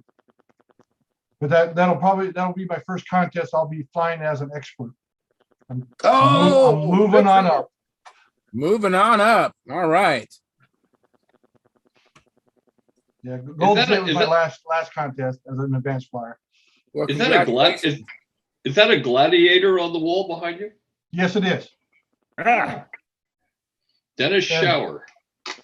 In fact, at Golden State, Bob Harness was there, and he was on the picture with In the Dennis, article, yeah. And then in the article, and he had the so small one, and Dennis had the big one. Yeah, and I think he placed was a fourth. I think it was at I want to say 68 and 66 Nats. 67 Nats of Los Alamitos. Yeah, and so I told him, I introduced myself to him, and I told him, I said, I built a Gladiator. Would you like to take a look at it? I said, sure. So we go walk over to it. I pick it up, and he looks it over, and I could just see in his face the memories that must have just hit his brain, as it were, with that plane. And his words to me was, I need to build one. And I said, I think I'm going to build one. So, that's cool. He and his son built them for VSC one year. Matter of fact, we put them on the cover of Stunt News. And Bob built the big one like you have there, and then his son Scott, is it?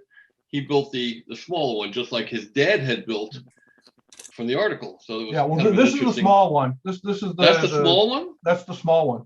Oh, it looks like it has a longer wing than. It's what, 58-inch wingspan. Oh wow. So. Wow, I thought that would be the big one, but okay. And did not many people know this, but Dennis Shower flew that airplane blind. He went blind, and he could still fly a pattern with that airplane. Wow. Holy cow. Yep. And another interesting thing is Bob placed, what did you say he placed at the 67 Nats? I think it was fourth. Fourth. Well, not too many moons back, he reprised the airplane of the guy who won senior at the 67 Nationals, Richard Loomis, who flew the twin. What was the name of that twin? Forgot the name of the twin. But he built a yellow one with the push-pull twin thing.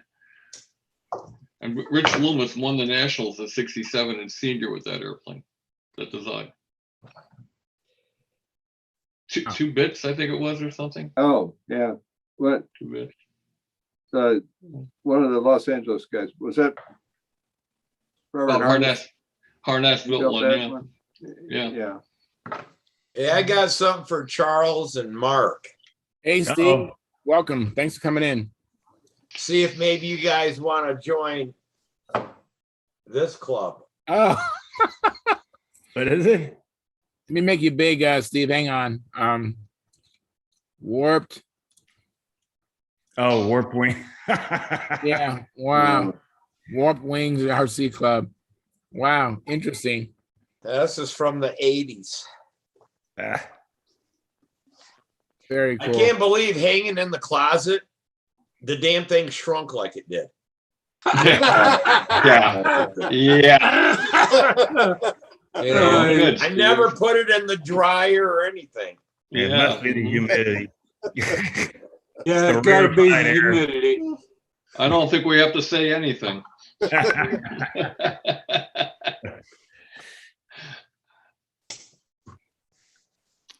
I never knew there was a Wyoming, Michigan though. Yeah, Oh, I know it. That's like, I tell, usually back then when, you're on the telephone and stuff, it's not like putting stuff in on the computer. They're writing it down. It's like, where do you live? Wyoming, Michigan. Right. And they And go, they're where? like, do you live in Wyoming or do you live in Michigan? Yes. yeah, yeah. Both, yeah. Both. Come on. Hey, out here in Western Pennsylvania, we have both Indiana and a California. They have universities. So they have California University of Pennsylvania and Indiana University of Pennsylvania. They're Mhm. both towns named California and Indiana in Pennsylvania. Where's that? Where's that relative to blue balls? Oh, that's about 300 miles west of Blue Balls. Which state has the town of Intercourse in it? That's also Pennsylvania, right around Blue Pennsylvania Balls. as well. Oh, okay. Hey, but It's around Lancaster area. It's just fairly north of Cumming, Georgia. I got a picture someplace. We have Climax, Michigan. And as you go down the expressway, there's a big sign that says Climax, 2 miles. This thing really next picked one, up tonight, didn't it? Well, we This found thing our really- subject. Yeah, it really picked up. Well, I have a response from Marcel Legrand. The airplane is a Phantom. I imagine it's that little airplane. I A think. little Phantom. That was a British kid. Blimey.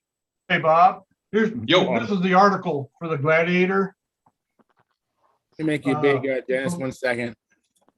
from American Modeler magazine.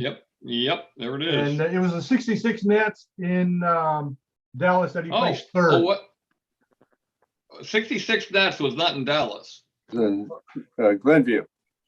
Glenview? Glenview. Oh, I'm sorry. I got, that was for Dennis. That was 1960 Nationals in Dallas. Oh, yeah. Yeah. Yeah, and then in 66 Nats, that's when Bob flew it, Glen- the senior. He Okay. placed third. Glenview. Okay. Yeah. Yeah. So, Was that the large one and the smaller one? yeah, the large one and the small one, Okay. 35 And and you're- 45. And yours is a smaller one? Yeah, Wow. At 58 inches, you said? 58 inch. The Looks like a longer 45 wing. is like 63 or 64 inches Wow. on the wingspan. Yeah. And Bob said he didn't like the way that one flew. It had the same tail moments as for each of them. And he said the smaller one flew better. Huh. You know, one thing is that big one, my buddy Dick has one. It is not a good dead air airplane. I swear to God, it just it hits its own turbulence. And the wings are so long, you really have to walk, and that thing will just flutter like a duck. A couple of times I thought for sure he's going to hit the ground, but he got it to start flying again. I haven't heard the term flutter like a duck before. You ever seen a duck land? Yeah, yeah.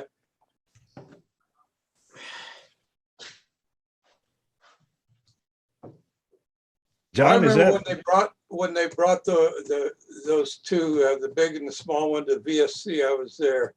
Nice looking airplane. Gordon got all excited about it. He still talks about building one. Right back. All right. And it Right, flew with anyway, a Charles. 45. What's that? They flew it with a 45. A Vico 45 and a Vico 35 in the smaller one. Yeah. We use that Vico 35 for combat.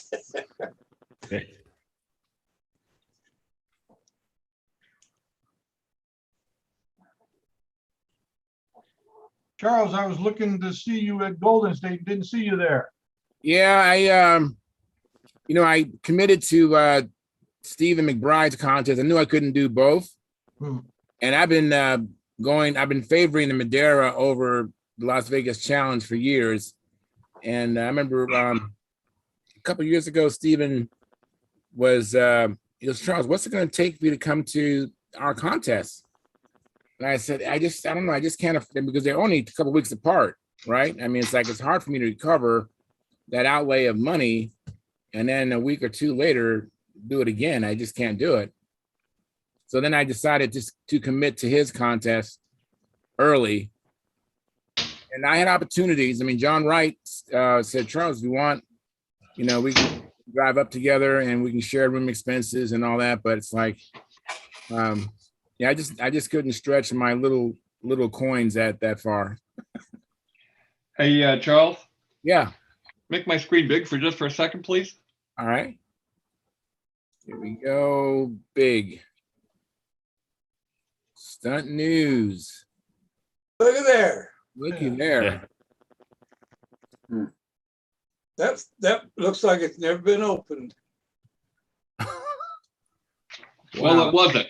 Well, it wasn't, because when I was producing it, I've seen so much of it. When I got the thing in the mail, I didn't want to see it again.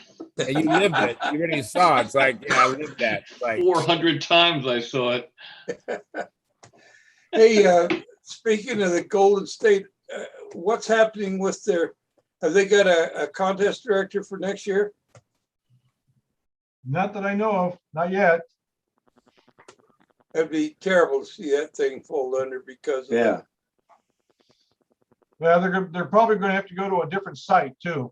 The site that we had, they built a jet hangar, like a 2-story jet hangar, right in the middle of where we'd had the 3 circles basically. And so we lost 1 circle completely. So all we were down to 2, and they squeezed the pits in where it was extremely tight. Then of course on Sunday we had the wind coming over the top of the hangar. Oh, that had to be nice. And made for some very treacherous flying conditions. Yeah. Ask Howard about it. He knows. He chose not to fly. He doesn't know from personal experience. Well, I had flying in advance. We got put on the circle nearest the building, which was really, really bad. I mean, there was some turbulence that was blowing through there that just, in some cases, the plane would even almost stop. And then all of a sudden it hit that turbulence and you'd be flopping all over like a duck, running around all over the place. It was pretty bad. So, but yeah, you would have loved the conditions on Sunday. I'm glad I didn't go. I'm glad I missed that. That's the one to miss. Saturday was great. Yeah, Saturday was fantastic. Now, what planes did you fly there, Dennis? I flew the Gladiator, and then I flew my electric profile.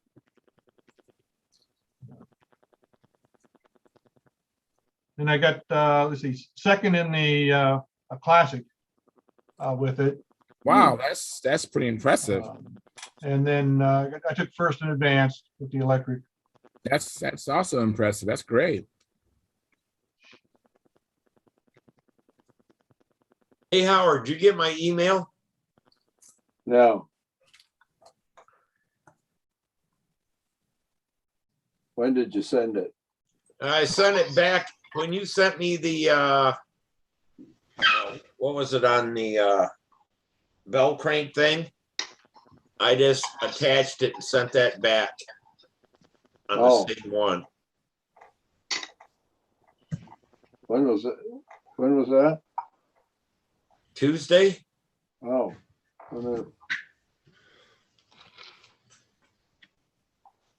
I don't Or think I got Wednesday? it. It was Tuesday, Wednesday, somewhere in there. He didn't get home till yesterday, so he probably hasn't. Well, got that's that what I far. figured. I didn't, you know, I knew he was traveling, so, but I just sent it off to him anyway. I don't see it.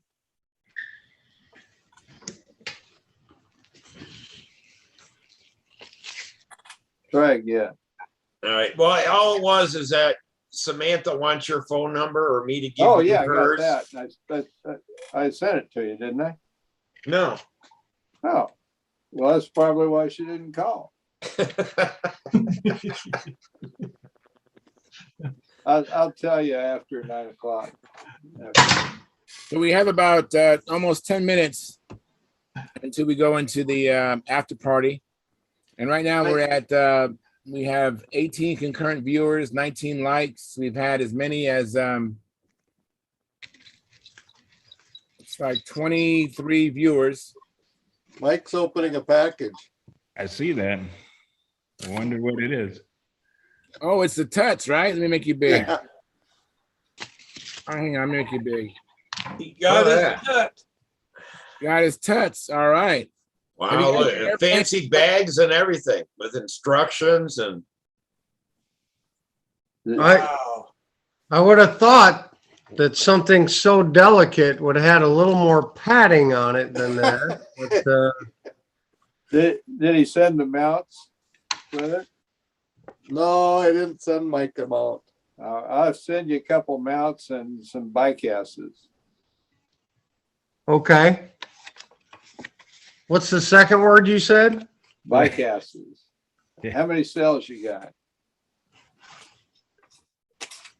I think I'm going to be running 6 S's, man. Okay.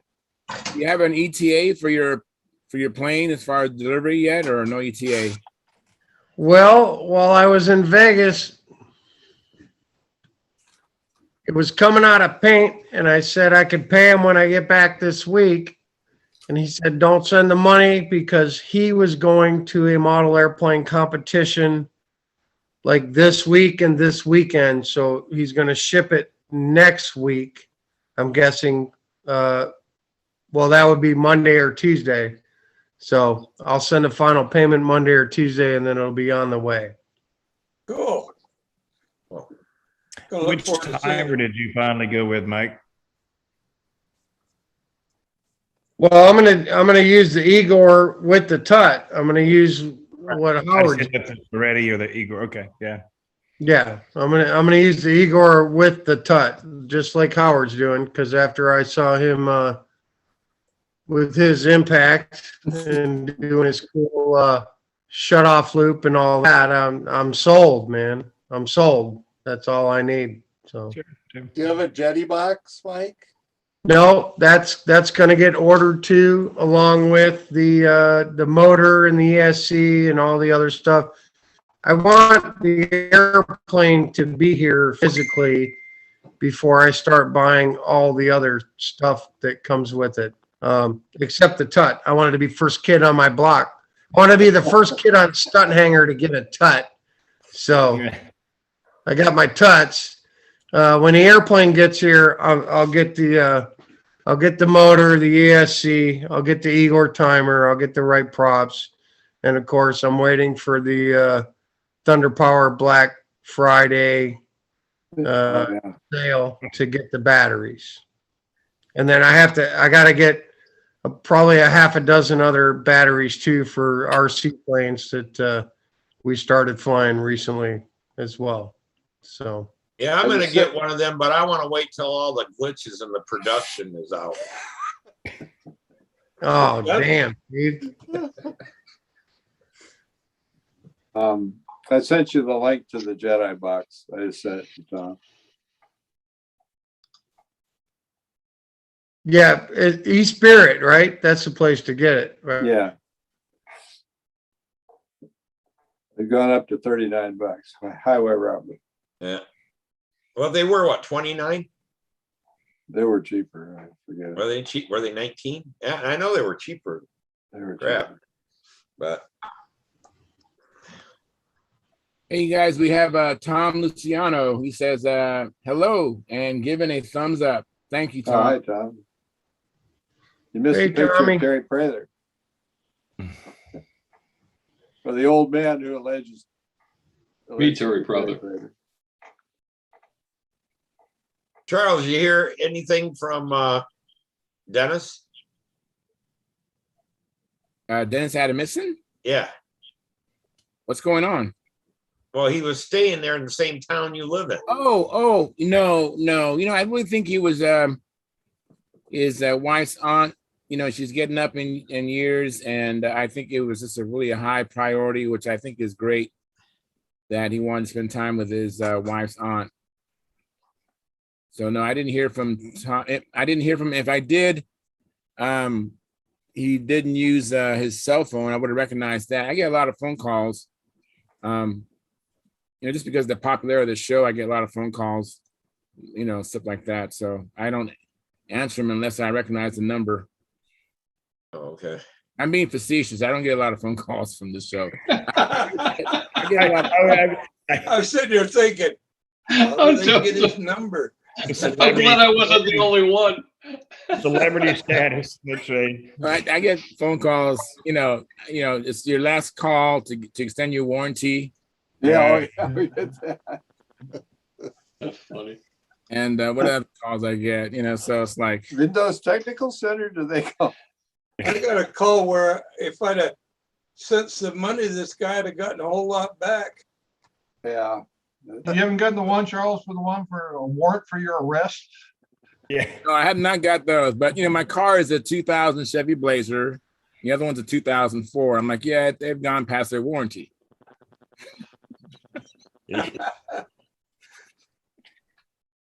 Are you sure $500 hasn't been charged to your Amazon account by mistake? Oh Yeah.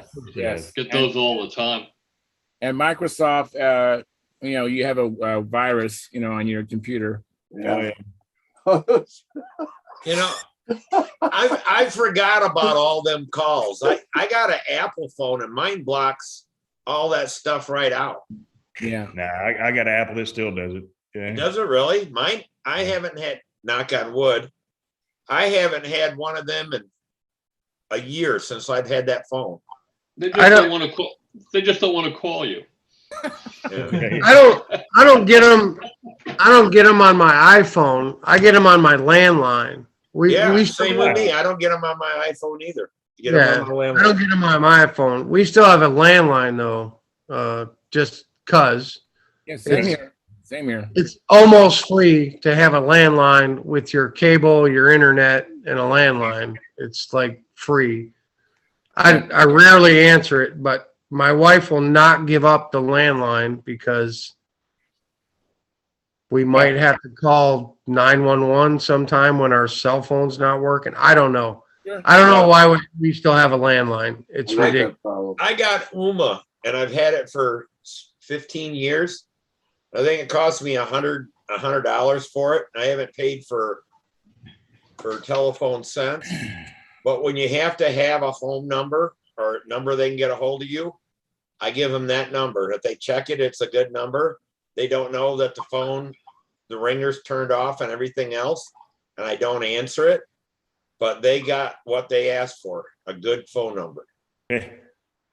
You guys, I have a message from Marcel Legrand, so we can get back to model airplanes.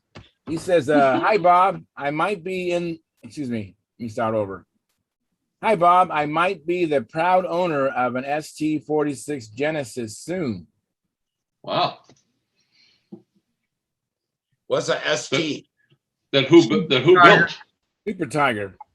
Oh. Yeah, who built it, Marcel Legrand? I know you're in New Zealand, so I'm wondering who built it. Would it be Steve Tidy? Let's see what he says. And we're going to be ending the show in a couple of minutes. Oh, John Tidy. They fly reverse direction down there though, right? Yeah, they do their level laps upside down too. Yeah. Oh, okay. Yeah, it's the same way because the turds go down the toilet bowl the opposite way there, man. Right. That's why I figured that they flew the opposite direction. Yeah. The Coriolis effect. Yes. So anyways, I want to thank you guys for coming in. I really appreciate it. And this is kind of a change. This was a kind of a slower night, but I appreciate you guys hanging in there with me. And we made it to the end of the time that I usually end the live stream. We still can go into the after party, which maybe in this case might really be better than the live stream portion. It'll be livelier. I got more pictures I can show. Okay, good. So, we have had better shows that were even better in the after party. So it's not because this was kind of slow. But we had as many as 23 viewers. Oh, here's Marcel Legrand. He says it was built by Chris Hickton back in the 80s. Wow. So John Tidy had one at the World Champs in '78 that he was from New Zealand or Australia, I think it was from. He had one. Did he have a Bob Hunt wing in it? No. And by the way, just I'm working on the last 9 wings that were ordered before I went out of business. I'm just finishing up the last 9 orders, and I'll be retired. Bob, can I order 2 more, or are you done?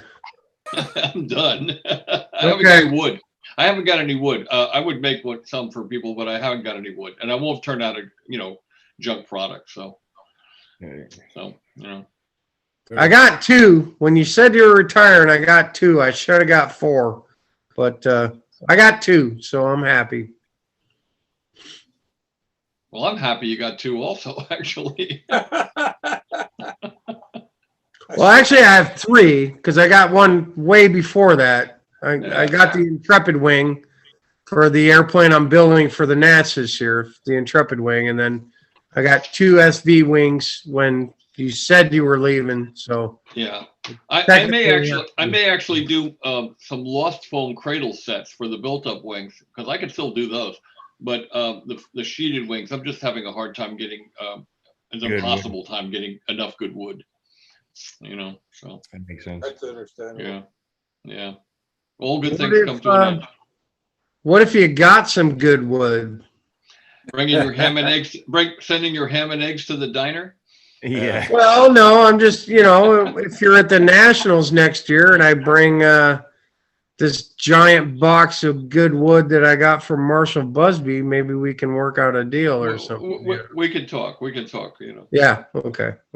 How about if we got wood from you? Could we bring it back and have you put it on? That's what I'm saying. Bring your ham and eggs to the diner. Yeah, but we got the ham and eggs from you. You got the wood from me? Yeah, when you were selling it there at the Nats. Oh, you wouldn't put that wood on your wing. He was selling it. Oh, that's why he sold it. Yeah. That's why he sold it, Steve. He keeps the good wood and sells the other wood. You got sold a pig in a poke, Steve. I got some Bob Hunt wood. Why do you think that wood was for sale? Oh man. It was good for ribstock. I think actually though, going to the harder wood and the thinner. Yeah, it works very well. Yeah, so I got the good wood. Yeah. I bought a 1632 jet drum sander, and I got about 3,000 pieces of wood from Larry Sribnick, the guy who used to own SR batteries. He started doing kitting back in the 90s. What's that? I said 3,000 pieces of wood. Yeah, about 3,000 pieces of wood. And but the problem was all about 3 millimeters thick. It was bought from a guy up in Canada named Trillium. It was an RC pattern flyer back in the early 90s. And Larry had it in his tea hangar where we kept his full-size airplane since that time. He had it all bundled up in plastic and everything. And I called him and said, "Do you want to sell it?" And he said, "Sure." So a lot of it was what I've been using on the wings that I just finished up was about 4 to 5 pound stock. And then the stuff that was a little heavier, I've been milling down with this drum sander all the way down to 32nd in some cases. Wow. You know, you can get plenty of good wood that way that doesn't soak up a lot of finish. It'll be just as light as, if not lighter than with soft 16th, you know, but I'm learning out of that too. How wide is the drum sander that you're running it through? Well, it's called a 1632 because it takes 16 inches takes 16 inches and then you can reverse it. If you're doing a table or something like that, it goes up to 32 inches wide. You can do 16, one pass, turn it around 180 degrees, do another 16, and it'll sand down something to the same thickness. You know, it's very, very good. It holds tolerance on balsa wood, 3-inch wide balsa. It holds 2,000 side to side and end to end. Wow.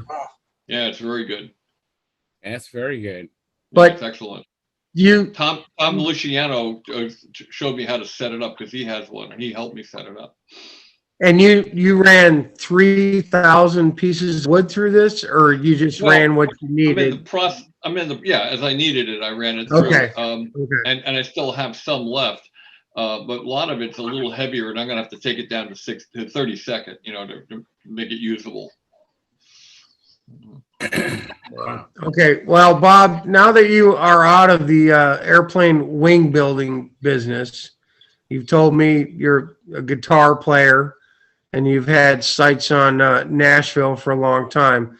I'm expecting that trip to Nashville here really soon. I'm coming So because I want to go. You're going to take me to the Bluebird Cafe? I'm going to take you everywhere, brother. I'm going to take you everywhere. Right. All you got to do is get here. I know you're a guitar player, and now that you're done building wings for everyone, come to Nashville. I'll take you everywhere you need to go. Yeah, I'm ready because I want to come down and see that whole thing down there. You know, so last time I was in Nashville was in the Army. Only lives a couple miles from Mike. I was last time I was in Nashville was in '68 in the Army. We went on pass from Fort Gordon or Fort Campbell. Fort Campbell to Nashville, and I saw the Grand Ole Opry and all that stuff. It was great. Yeah, it's changed a little bit since '68, Bob. So have I. You can play better now too. Let me end this show. We can continue talking. It's going to end the stream. So I want to thank everybody for coming in. Appreciate it very much. And we ended up on a good note, a high note. And today's Friday, so hopefully you have a chance to go out, do some flying or building. Come back Monday and tell us all about it. And we will see you then. I'm going to end the stream now. So long. Hasta la bye-bye. Hasta la bye-bye. Let me find my cursor off the other